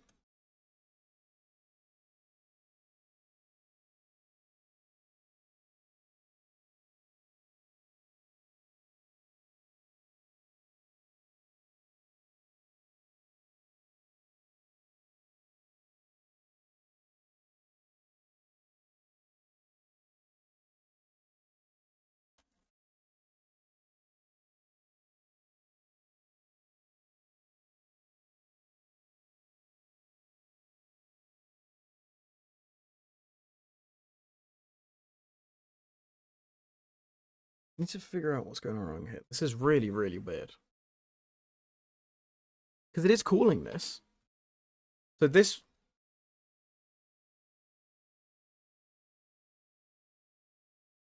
I don't know.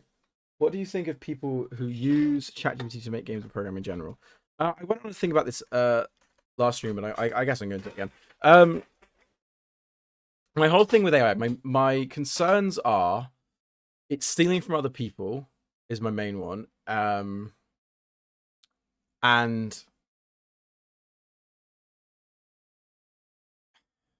how do I put this? I would say that theft is my main issue with AI. I do think what I would say is it very much lowers the barrier of entry for programming. I think that good programmers who use AI are not worse, but I think bad programmers who use AI can get away with a lot more. if that makes sense. Like, if you have no coding ability, you can make a basic game or whatever using ChatGPT, and it will work. And you can show your friends and be like, "How cool is this?" And then they'll say, "Oh, cool. Can you add this?" And eventually you get to a point where you're like, "Oh my god, you don't know what to do," because ChatGPT can't architect a project for you. Fundamentally, it can spit out code, but it will not give you a good foundation to work off of yet. Might get to that point. I don't know. The way I see it is like the internet in general and Google made programming easier. But the best programmers of the pre-internet era, if like given the same chance today, or if they were learning in the age of the internet, I think would still be the best programmers. You know, I don't think that giving them these extra tools, including now with AI, I don't think it makes the good programmers any worse. I think it just makes it easier for people to get into, and if anything, I think that could be a positive. But then there's the issue of like when it hallucinates, and if there's people in sort of higher positions that kind of get sloppy with it, and just, you know, how do we mitigate that sort of thing? Like, I don't know, if there's some sort of like XXS or SQL injection or whatever that stems from code that ChatGPT spat out, which I'm almost certainly, or not even that, has definitely happened at this point. You know, someone has made a fun little website using ChatGPT, and some scripts kiddie has discovered a SQL injection. So the question is, as it gets more advanced and those things become harder to spot for the experienced programmer, is that going to become an issue? But also, like, would they have maybe made those mistakes in their own code anyway? So I think there's a lot of questions. And I don't necessarily hold it against anyone personally that uses AI, but I don't use ChatGPT that much. I don't use it for programming much at all, because apart from like very self-contained algorithms, that sort of thing, I don't think it's very helpful. ChatGPT starts messing up a lot if you try and make it do too much, and sometimes it tries to do stuff in like the language that doesn't work anymore or program. Yeah, exactly. Because effectively it's a guessing the next token simulator. It's guessing that. Stop barking, dog. It's just guessing the next token. So for some things it's really good, but for some not so much. My experience with ChatGPT is that as soon as you tell it to add something or do something different, it falls apart. It doesn't actually know how to program; it just knows how to copy. Exactly. That's the thing. But it's getting better. Like I used GPT 4.0 for a bit because, you know, you have the free thing that you can try it out now, and it was frightening how good it is.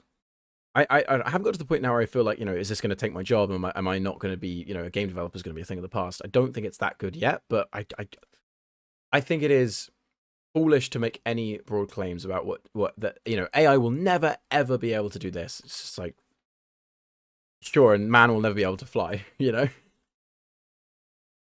Planes exist. That's the point I'm making for planes. What's going on with the turret then? Because this is a massive bug that I'm dealing with.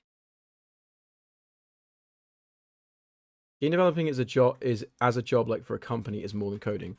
You're right, of course. Well, actually, I think it depends, because if you're at like a massive company, you could very well, you're a game developer, but your job is just doing the code. If you're like a AAA studio, but something like this, like me, I'm doing everything. So, right, that's very strange. It's not setting the player to null.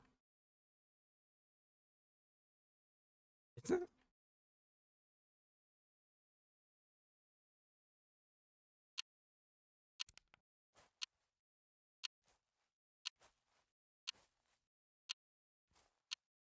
That's very confusing. But is it refreshing the items? I don't know. Yeah, but ChatGPT isn't going to talk to your boss for you. I hate to tell you this, but that is what people use ChatGPT for the most, is sending an email. Like, write this email to my boss for me. That is the use case for ChatGPT right now.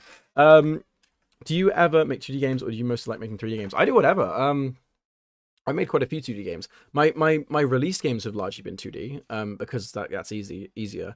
So yeah, I do a lot of both, but my main projects generally tend to be in 3D because the games that I like are in 3D, you know. Yeah, but like in person, or you could work from online home.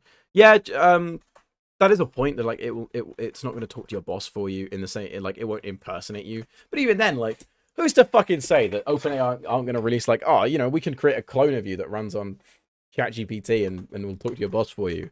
I don't know. That could happen. And people would like people would do that.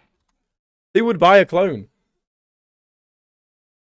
I am stupid here. I put the thing wrong. Right. My original plan for streaming was just like stream while I work, but I'm realizing now that like I'm gonna have to do a lot of work off stream just because like, this takes quite a bit of brain power to like chat.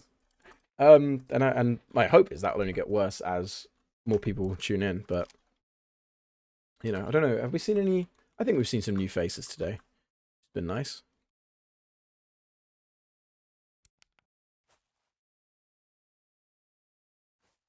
Ah, that works. I don't know why it hides the UI. I don't know why that's considered part of the view model. I don't think that's even necessarily a problem, though. I guess it's just like, if you're taking damage, you'd want to know that. I could probably make hiding the UI and hiding the player the same sort of thing. But look at that. That's a thing. It's a turret. You hop on, and it does stuff. I wonder what this looks like from third person. Isn't it beautiful? Yeah, obviously I need to add some custom animations for this. Probably just like, I need to model it first, but yeah, it would just be the player sat down. Just make it so if they take damage, the outside of the screen turns red so they know. Well, no, because you want to know how much damage you've taken and what your HP is. Like, if you're at 10 HP, you might want to go, shit, let me run away. But if you're at, like, 90 HP, it's, you know. And also, that is way more effort than just making... I would rather fix this bug. Like, I mean, as it stands now, you do have, like, a little red thing when you take damage, so that's already a thing. Anyway, but...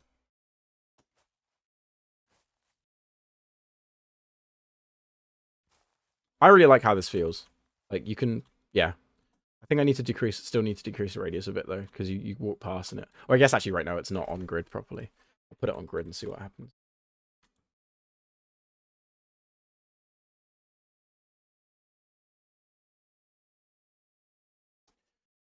Do turrets work if you're not using them? I wasn't listening. No, it's they're effectively like they're going to be like mortar cannons because I think that's fun, where you jump on and like go pew and it fires like a big old fucking shell right across the map.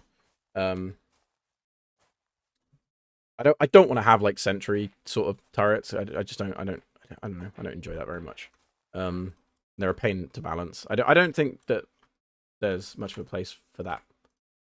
Like Clash of Clans. Oh, this is another one of my blind spots. I've never played. I never got into Clash of Clans. Yeah, I still think. I think I'm going to get somebody on my case about how I should just be using a button prompt for this, but I prefer the game to feel smoother. Why is that? I feel like it shouldn't be.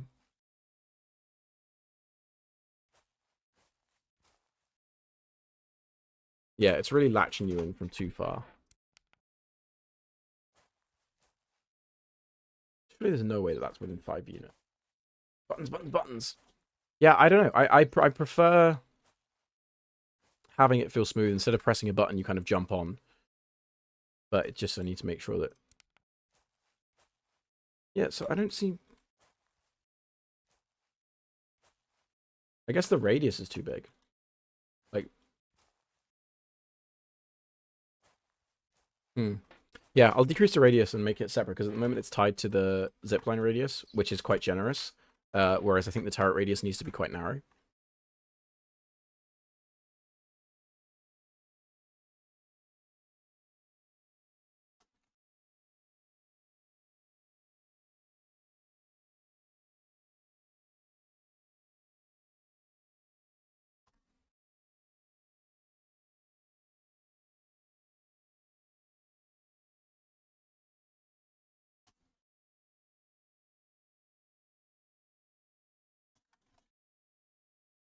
Times height divided by 2, so now it will do it from your feet. Oh, hang on, this is already a thing, isn't it?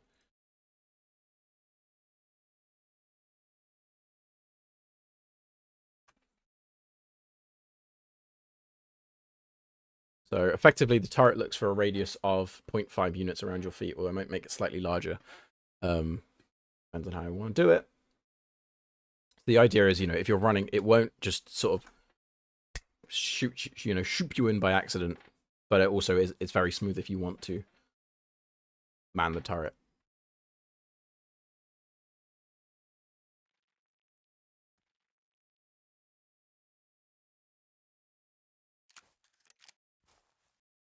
Also, I don't know if I'm going to implement it so that you can only use turrets of your team, because I think it would be interesting if like someone gets in your back line and suddenly like hijacks your turret and blows up all your stuff. I think that's a fun potentiality. So I think I might just keep it as anyone can use it. Okay, that's fine, yeah. You'd have to try real hard to accidentally get stuck in here.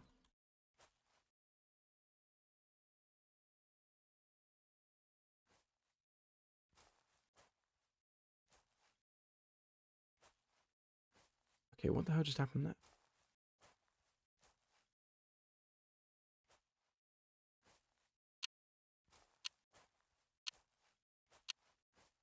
Okay, so the leaving sort of behavior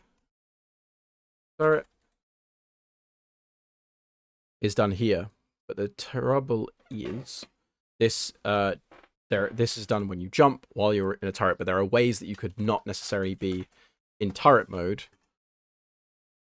Like you could leave turret mode without it being this specific thing. So there are a couple ways I could go around that. I think I'm just going to say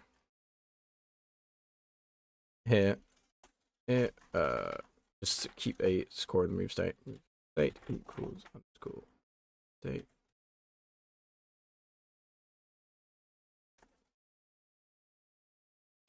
It does all of this, and it gets to say if.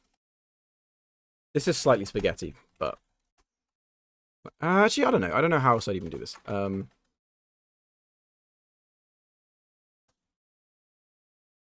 if you were in a turret and now you're not, I'm going to take you out the turret.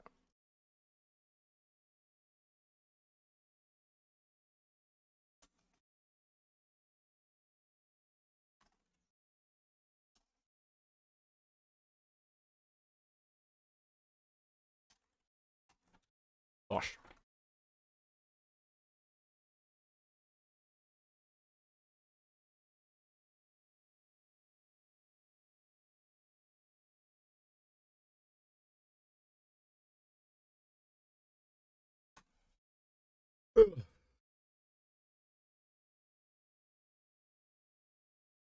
I am way too tired than I should.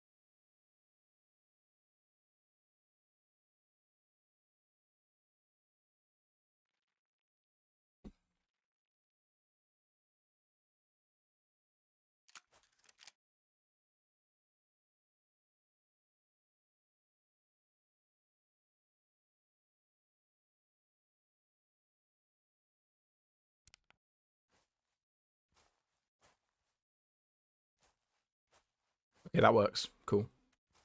If you kind of run in and then keep running out, so like it doesn't just like force you in, and you can do that without it breaking. It's not very smooth, but I think that's better than the alternative, which is you run past and it just like suckers you in. So I know what I can do actually is in the same way that here I am.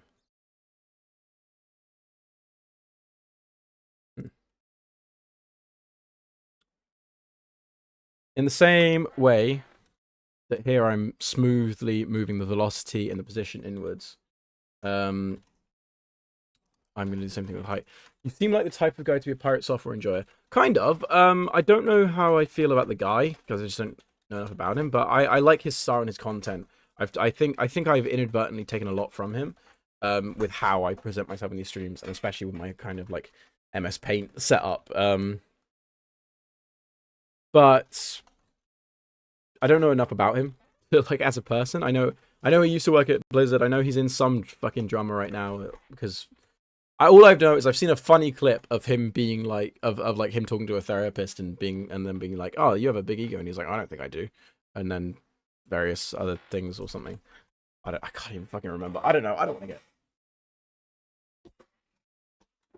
get. I am largely neutral towards pirate software. but I do like his content. I like his style.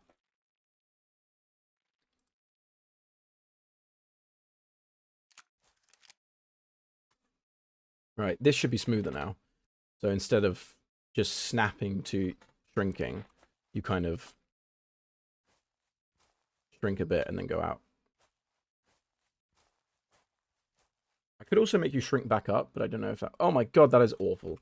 That is terrible. That is the worst thing I've ever seen.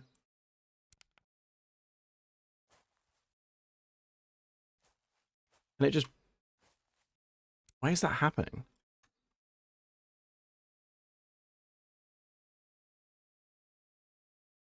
Hmm. If the game gets popular after you think, how long do you think it'll take before you start talking to...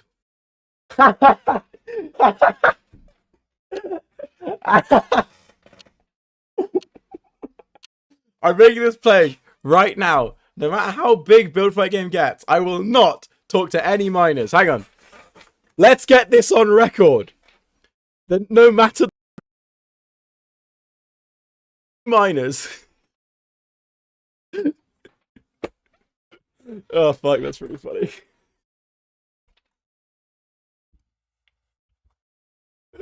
Oh god.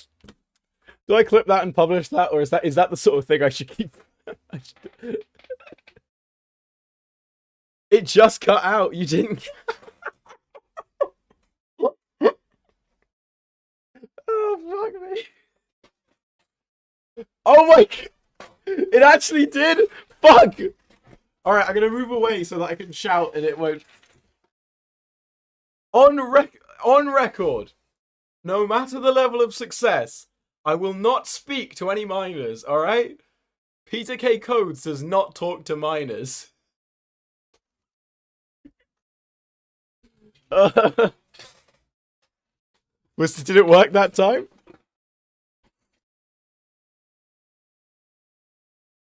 Oh.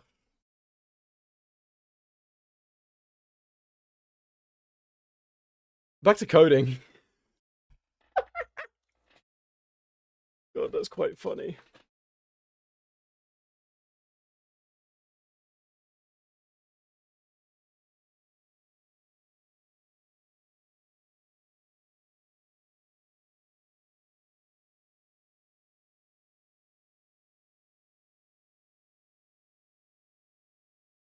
Alright, this is not the way I should do it, but I'm going to try it. My eyes hurt now. Your eyes? Your eyes hurt? Rude. And I'm ugly? Hurt.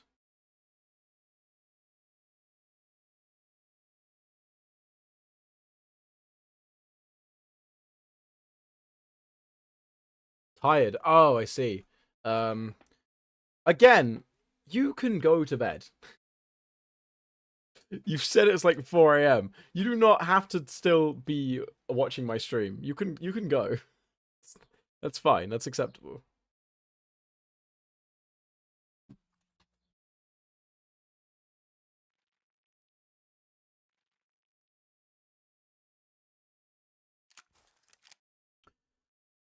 "4:26 a.m. now." Yeah. How long am I streaming?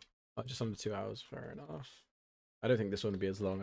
I'll sleep when you end the stream. Okay. I don't know how much longer it'll be. I don't think I could do another. I don't know. Let's finish the turret. What the hell is going on with this? I might just give up on trying to make it feel smooth at the moment. Is it like... I feel like it's going in and out of the trigger is what's happening.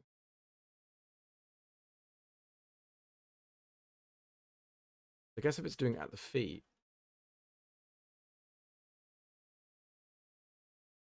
Yeah, I think that's what's happening.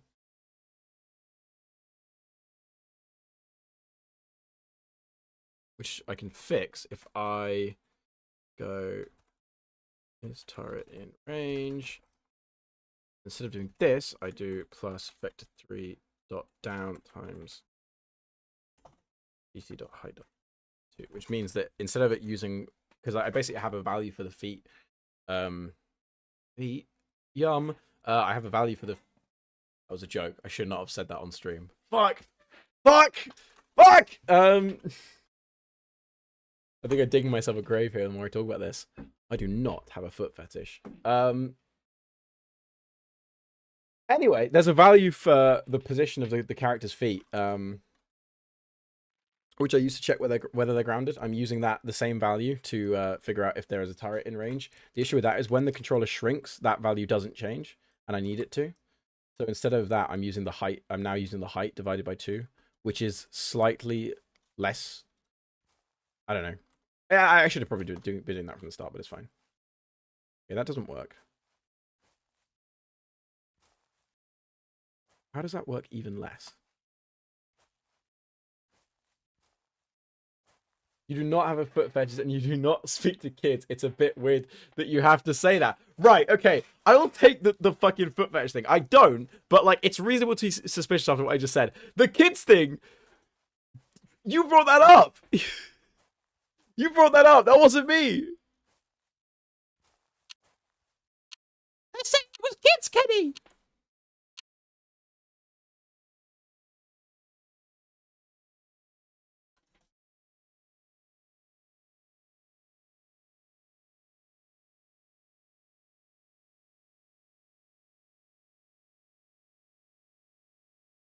She said she was 12. God, I'm getting into all sorts of controversies here. You're kind of like the she said she was 12 guy. Ah, fuck! God's sake! Oh god, how long until the Peter K. Codes mugshot drops?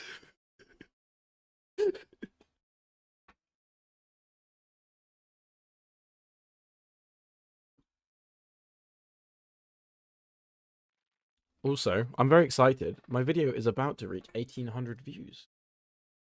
Currently, it's 1,788. I'm hoping that by the end of the kind of couple months, it will get to about 5,000. That's kind of my goal for it to be considered successful. Otherwise, it's a bit like that wasn't the 5 months. Holy shit, that worked! How does that guy have glasses that aren't connected? He's magic. I need to fix that actually. I've noticed that for a while. They do have a connection. They're just in the wrong position. I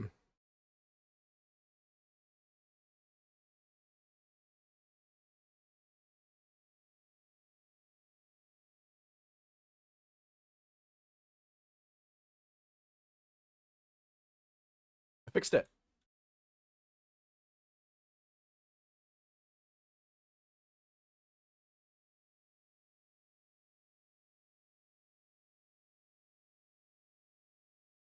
There you go. That's the thing I fixed. We've been very productive today. I'm honestly surprised you don't have as much subs or views. I've been watching since your first Bill fucking video, and I literally just realized when your last video came out, you only had 300 subs. I thought you were famous. I would have loved to be famous. I don't upload consistently enough, is what it is. I'm trying to work on that, but like,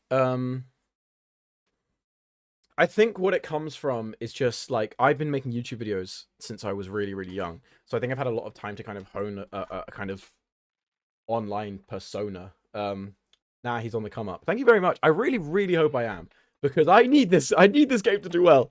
I need this. But I think, yeah, I'm planning on streaming regularly, getting more stuff out, you know, and just... I'm luckily I'm at a point now where I can kind of slow down on Build Fight Game a little bit on the actual making the game, just because of how much more progress I've done. Like, I can shift my focus now from working on the game, because previously it was like I needed to get this done. I need to fix the voxel stuff and everything. Whereas now it's like I can kind of say I need to finish the game, obviously. Like my priority is still the game, making it as good as it can be. But I can afford to spend more time drumming up hype, you know, and doing this sort of thing. Remember when you're famous, remember Parkinson's. Don't you worry, I will always remember Parkinson's. Okay, why was it working and now it's broken?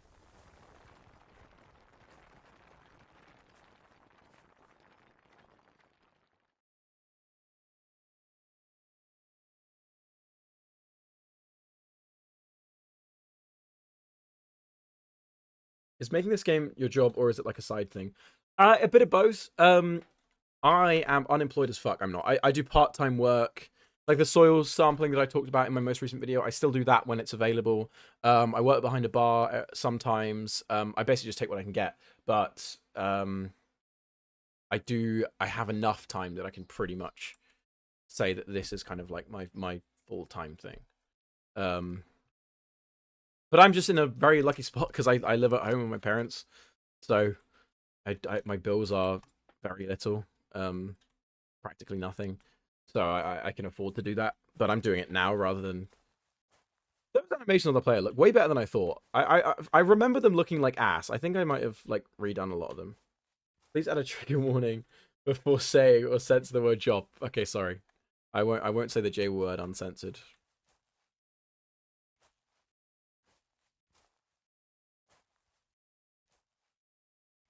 See, this is... Oh, I'm fucking stupid.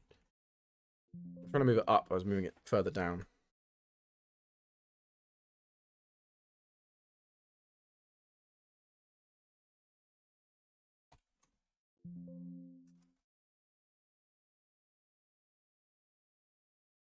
I am never getting a job.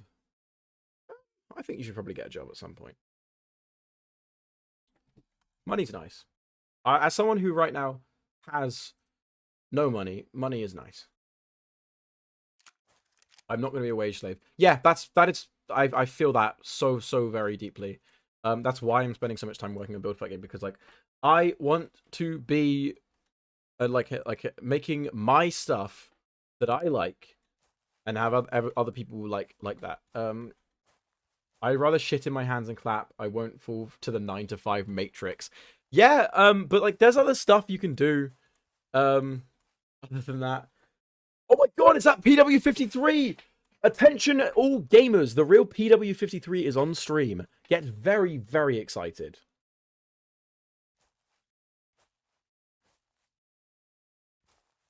Okay, that's not working.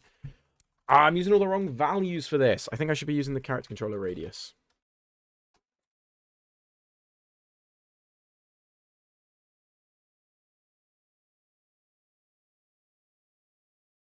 Everyone, it's the famous PW53. You should be excited about this. I would like everyone in stream right now to be very, very excited that PW53 is in the chat.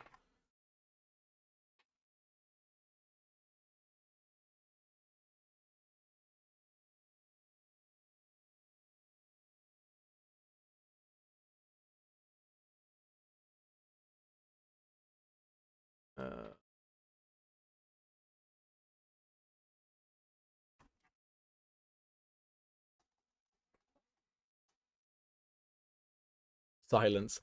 Yeah, you know what, Phil? The people have been talking. You can scroll up and see. There's been shit going on. As soon as I said, please be excited for... Yes! Thank you! See, someone's excited for PW53. Hello, Real Herobrine. Oh my god, is that the Real Herobrine on my screen? It is an honor to have you here, Real Herobrine. You truly made my childhood nightmares. Just it wouldn't be the same without you. Thank you, Real Herobrine, for stopping by. Oh shit, that says Real Herobrine. Never mind. You contributed nothing to my childhood nightmares.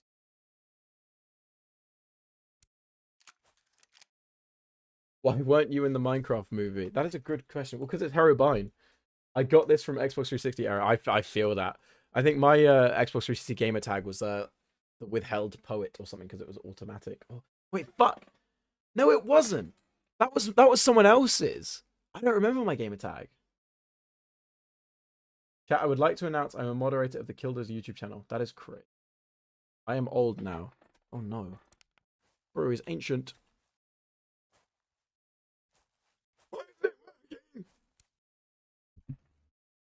Not working, and that's pissing me off. Peter, want to go out in half an hour? All right, yeah, sure. What do you got planned? Tell the chat what we're gonna do in half an hour. Bro, as soon as I turned up 19, I'm old for real. I feel that. I'm 19 right now. I feel old. Oh fuck! Of course. Ah, it works. Yes, I like voxels. Me too. I like voxels. Not as much as you might think, considering I'm making a voxel-based game. The whole thing for me with Build Fight game is the voxels kind of existed as like a... I've got the MG and it's sunny and nice and I need food. All right, cool. I've got a £10 budget because I found some money in my money pot, so we can get something if you want. Yeah, no. So Build Fight game is... I've loved TF2 for a very, very long time. I think it is such a well-made game. I just truly adore it. However, and I always want to make something like it, but I'm not very good at map design. And one day, like, you know, most ideas, they come to you and they're not great, and you have to kind of like shape it a bit. Build Fight game just like shot into my head at one point, and I was like, yeah, all right, I'm gonna make that. And I know that's not saying much because it's a game that exists in a lot of forms already, but like the vision for it kind of just was one day I had it even down to tiniest details. Like the 3 classes were always going to be recon, construction, destruction. For about 5 minutes, I had the idea of a 4th class who would just like be like an assault rifle type guy, because I thought, you know, maybe that's like something people want in an FPS game. Then I realized no, because it's a voxel-based game, so you should keep it in that. But like, I thought I've seen a lot of voxel-based FPS games, and I've never seen them done in quite the way that I would like, and this is what I want. So it was kind of like I never had a deep fascination with voxels. You know, I played Minecraft a bunch as a kid. That was my it's still everyone does. But beyond that, like I guess Pixel Gun 3D. You know, I didn't play Ace of Spades. I don't even have Teardown. I've been inspired a lot from Build Fight game from the technology used in Teardown. Like there's a really great talk. Or not even a talk. One of the developers goes through and does like a whole technical rundown. And I love that. But I don't have Teardown. You know, voxels are.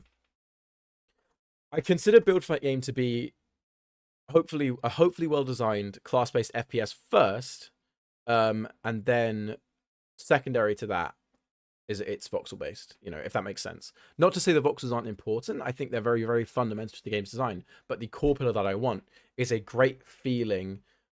You know, kinetic movement-based FPS game. I didn't hear you when you responded to my Pixel Gun 3D message because you were muted. Sorry. I played it a bit when I was a kid, but it was never massive for me.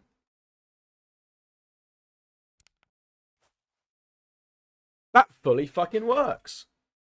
That's great. I just need to like do proper animation, and that'll. I mean, I actually also need to. Oh my god, and it's smooth as well.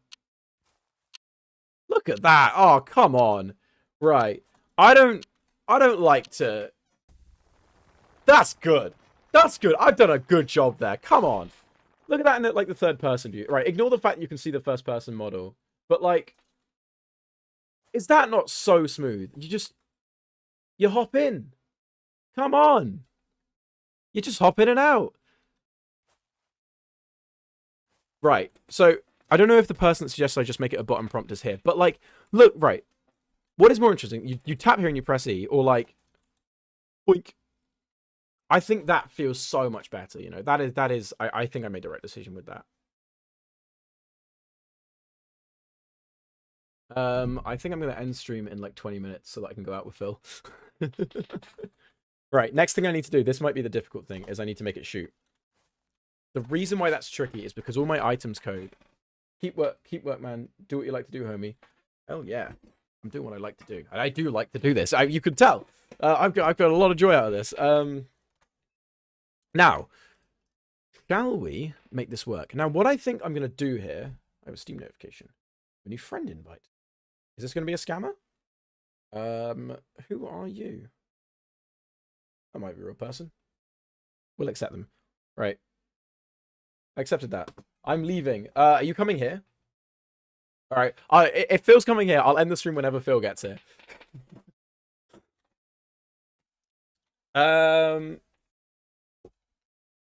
Right. So I've got to think about this.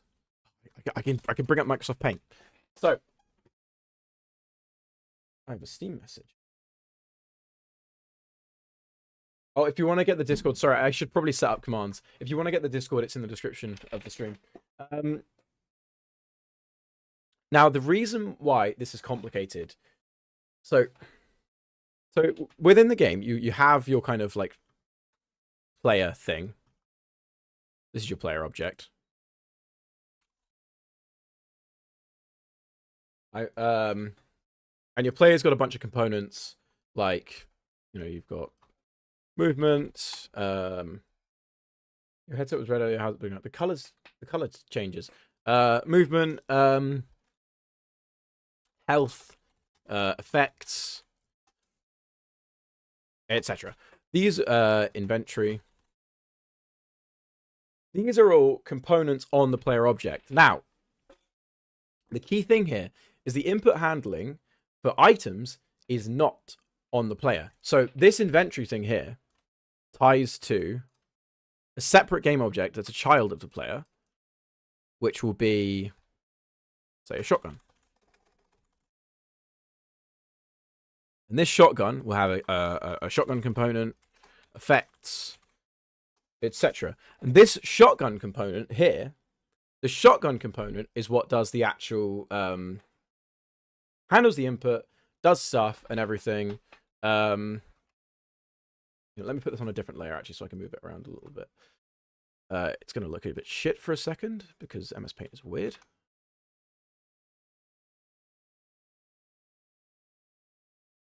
Oh, it doesn't look shit. Cool.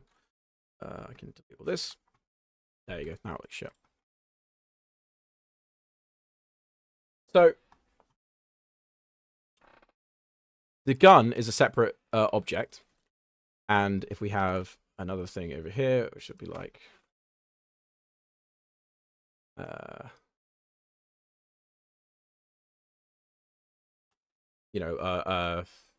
can make this from scratch.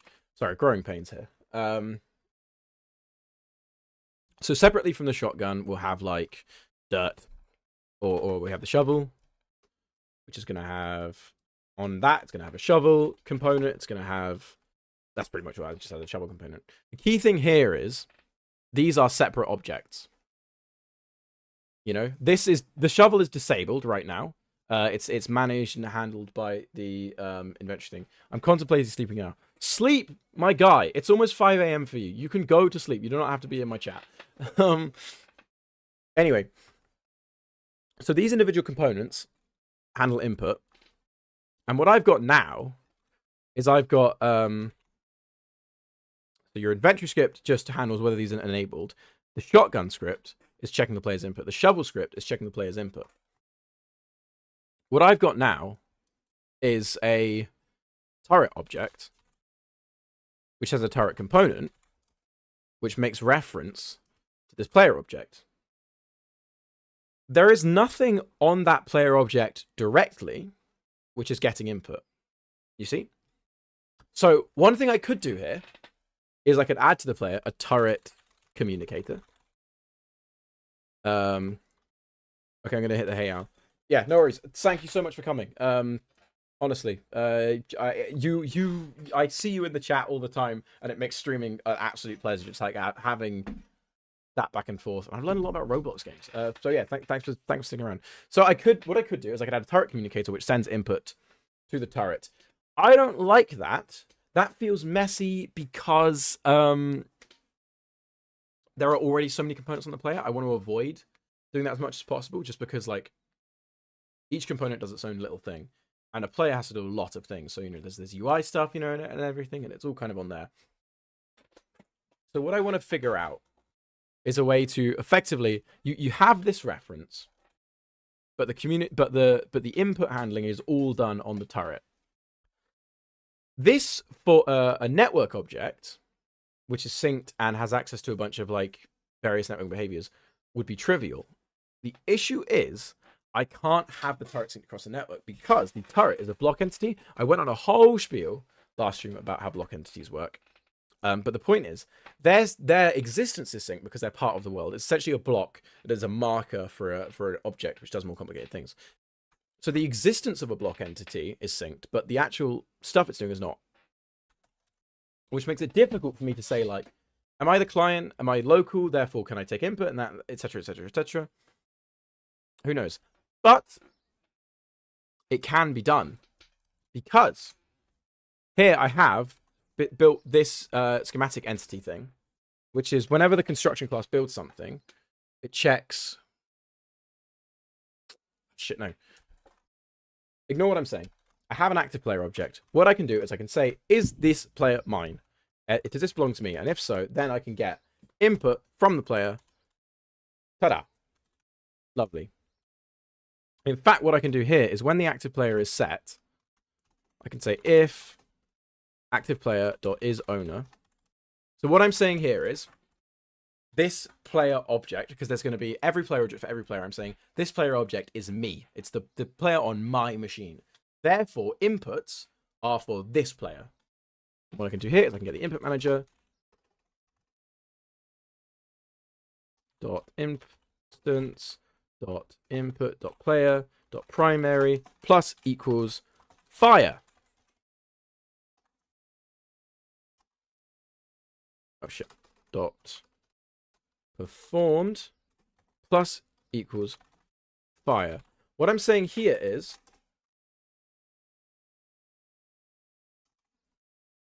when the player presses their primary key, do this.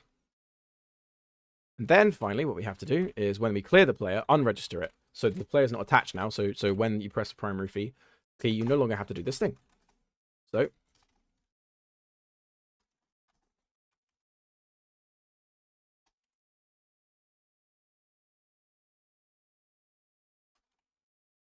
minus equals fire. Now what we need is we need a projectile.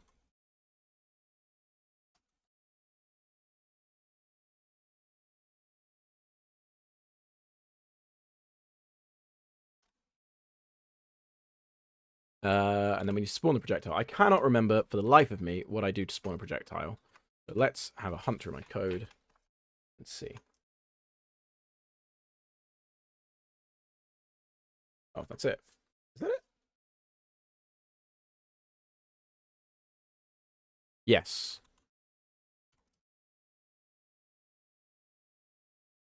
So first of all, we want to check if...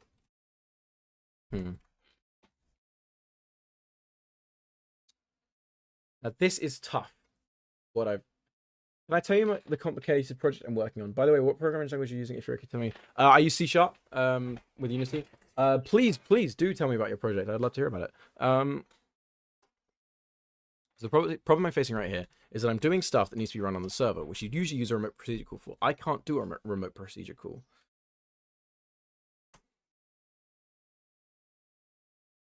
This is an actual thinker. I don't know. Not do an RPC.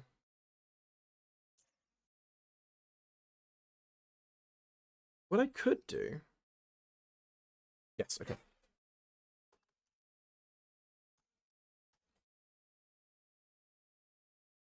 So what I'm going to do is I'm going to say,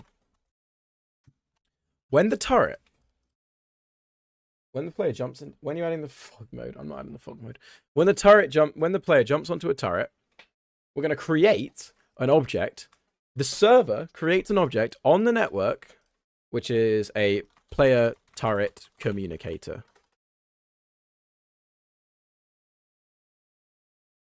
Now the player turret communicator, this is going to be an object on the network synced between clients, which holds some data and whatever, but is handled by the server for this one block entity. And as an object, it can have an owner, and the owner is going to be whoever is in this turret. Hey, presto. I'm fucking goated. Let's make that. I guess where would this go? Player. What is that even considered? It's a weapon, I guess? I gotta figure out which namespace this belongs to. Player. It's not really an item. I guess I'll put it with the world. Where's block entities? There you go.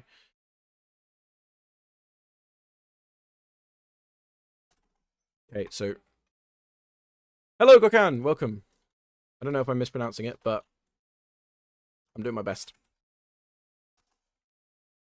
So this is going to be spawned by the turret on the server, and it's responsible for saying who this belongs to.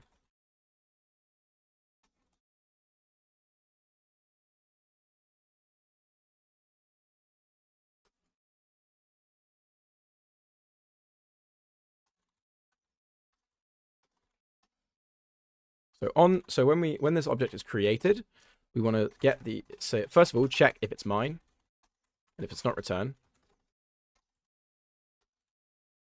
Oh, hang on, we can't do that. We have to use, what is it?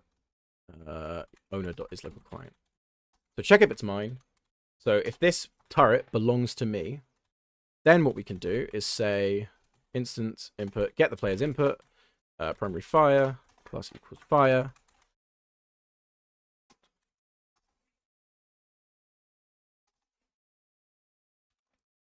And on stop network, do the opposite.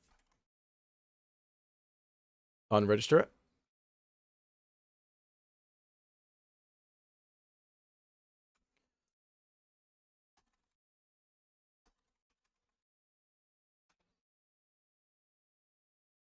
So that should be all I need. So when I was in middle school, 8th grade, I used to use libraries that I didn't understand and stuff, and using HTML when I was at school. And at home, Python, I started making Minecraft clone. In Python? That's really fun. That must be really tricky to do a Minecraft clone in Python. I guess it depends on the complexity, but like, you need generally to be pretty performant for voxel code. I mean, I know it's been done. I've seen people do like Python Minecraft codes, but I'd be interested to hear more about that. Whenever I got to high school, I quoted until senior. I'm not sure exactly what you mean by that. I'm sorry.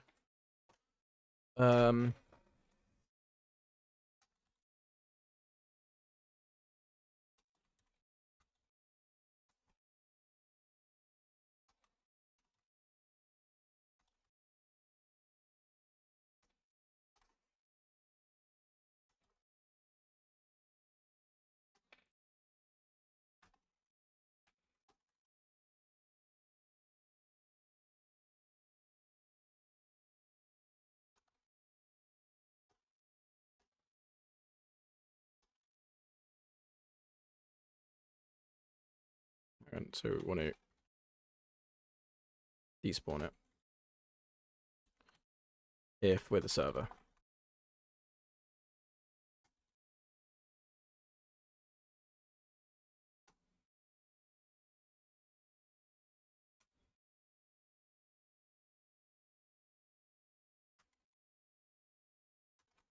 I quit coding in high school until I got to senior year. Oh, you quitted. Okay. And you don't have to read my messages straight away, man. Don't want to forget what you like I do. No, it's no worries. I enjoy the audience participation. It's my favorite bit of the stream, to be honest. I know where I'm pretty sure I know where I am roughly. Private void create.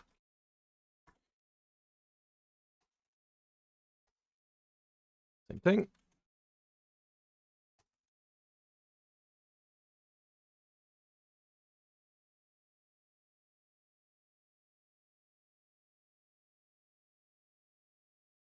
How's it going? It's going well. I've done the turret movement, like you hop on and it follows your rotation.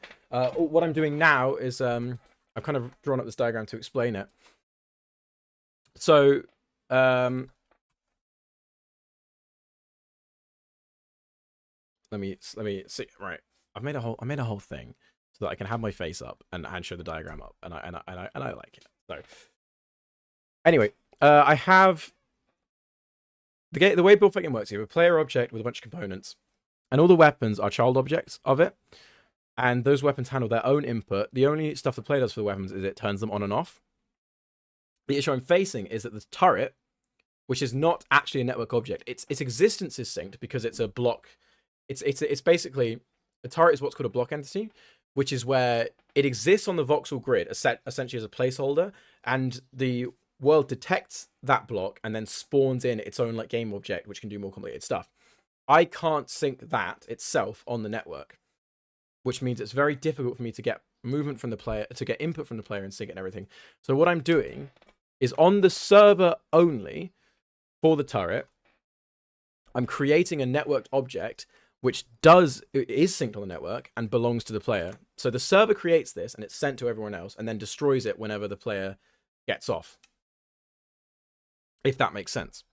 And so this, because it's synced on the network, I can very easily say, hey, is this mine? Is this the local client? And if it is, when I press the fire button, then fire, and then otherwise do nothing effectively.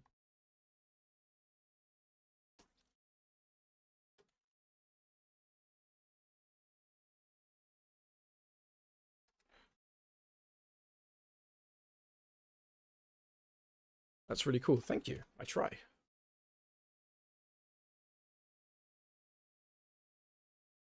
Seems like a good idea. I hope it's a good idea.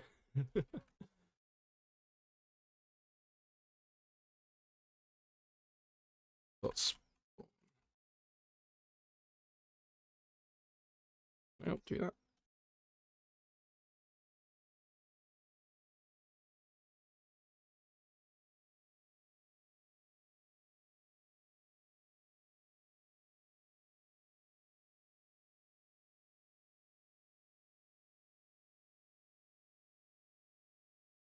I'm gonna have to do some Googling here.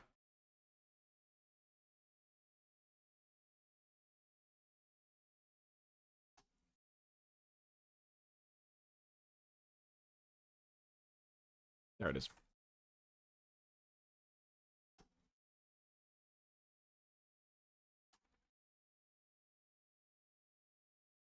The owner connection is going to be player.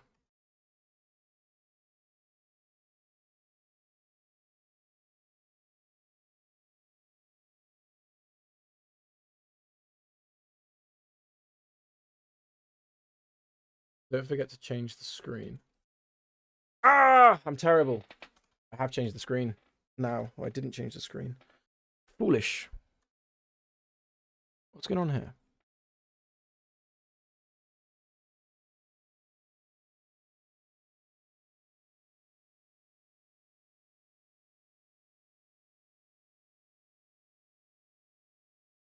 It does indeed happen. I don't.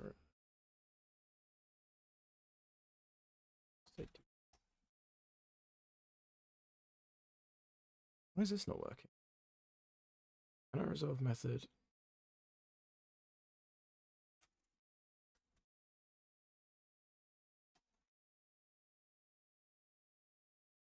Oh, what do you mean?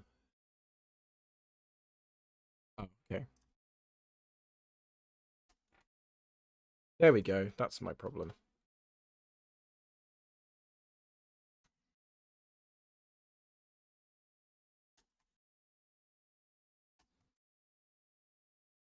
So this is this is basically the thing that exists on the network and is responsible for creating the projectile, which is going to be like a big mortar thing. Basically the destruction grenade. Like I'll probably reuse all the code from that actually. But bigger.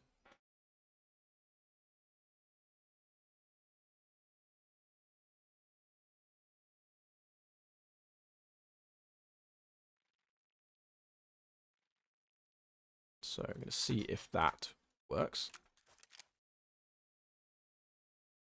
And then after we implement the firing, what I'm going to have to do is make it so that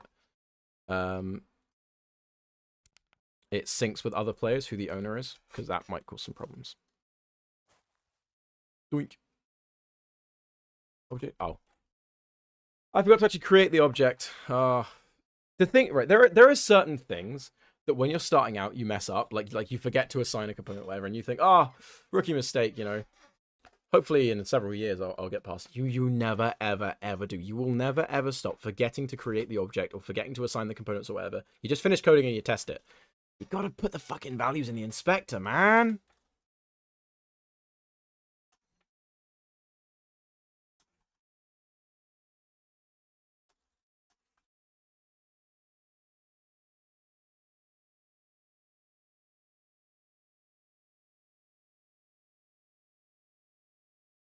See, now that should work.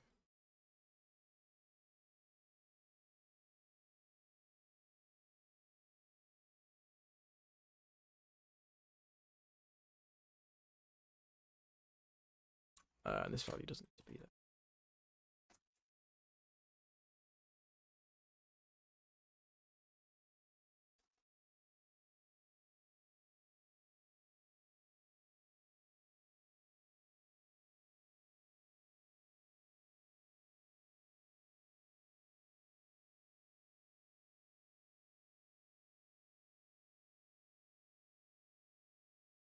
And the benefit of this being a network object means that I can sync values really, really easily. Like, the idea I have for these is that they are effectively going to be like limited use. I don't know if maybe I'll make it so the construction player can refill them, or if he just has to build another one when it runs out.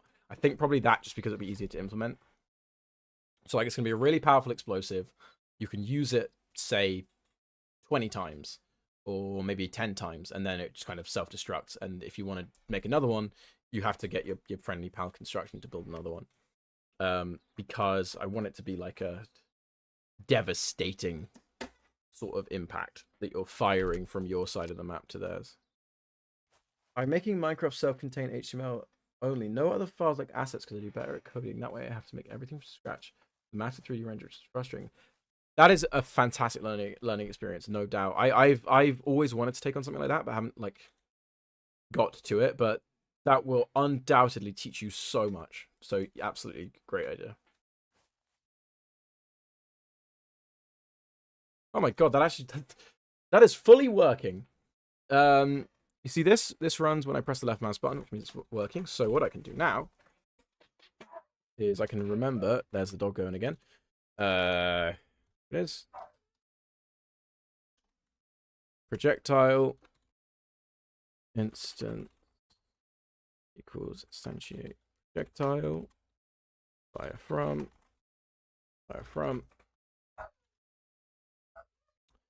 Then we're gonna spawn it. Oh, hang on. Server RPC. This needs to be run on the server, so I'm gonna use remote procedure call.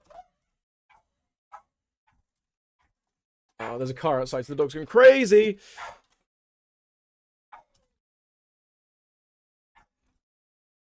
I think I might have to end stream soon.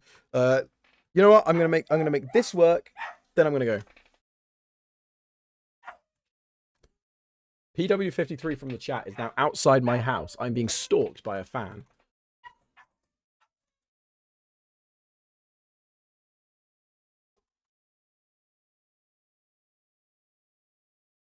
Have a good day, thank you. Am I gonna make this work? I'm gonna finish writing this, but not necessarily test it. You're being stalked. No, I'm joking. It's my friend, was in the chat earlier. Sorry, I should have made that clearer.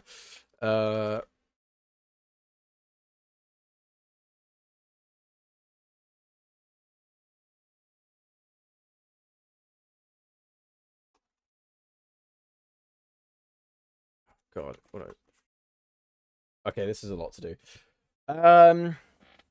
I can see him outside my window. I can see him, the little man down there. I'm gonna come out, and I'll get it right. All right, okay. How long have I been streaming? 2.5 hours. That's a decent stream.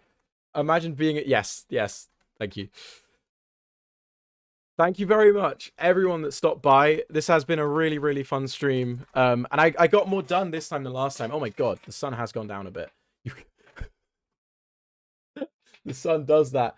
Oh, extra flux! You just fucking got it. I'm ending stream right now. This is. I've had a great time though. There are people that watch me. Can you believe it? Anyway, yeah. So, turret pretty much done. I just need to do the firing and then sync up the player stuff. And then I need to do the model, which is going to be a pain. But I think that'll be a fun... Once I get around to do the model, I think that'll be a good stream. Because it'll take me a few hours. And it will be pretty chill. Because modeling is like that. But thank you very much, everyone, for watching. Peter K. Coates is shutting down stream because they hates me. Yes, that is why. Thank you very much for... Oh, fucking... Why is everyone coming in just as I'm finishing up the stream? I can't. My friend is outside. I'm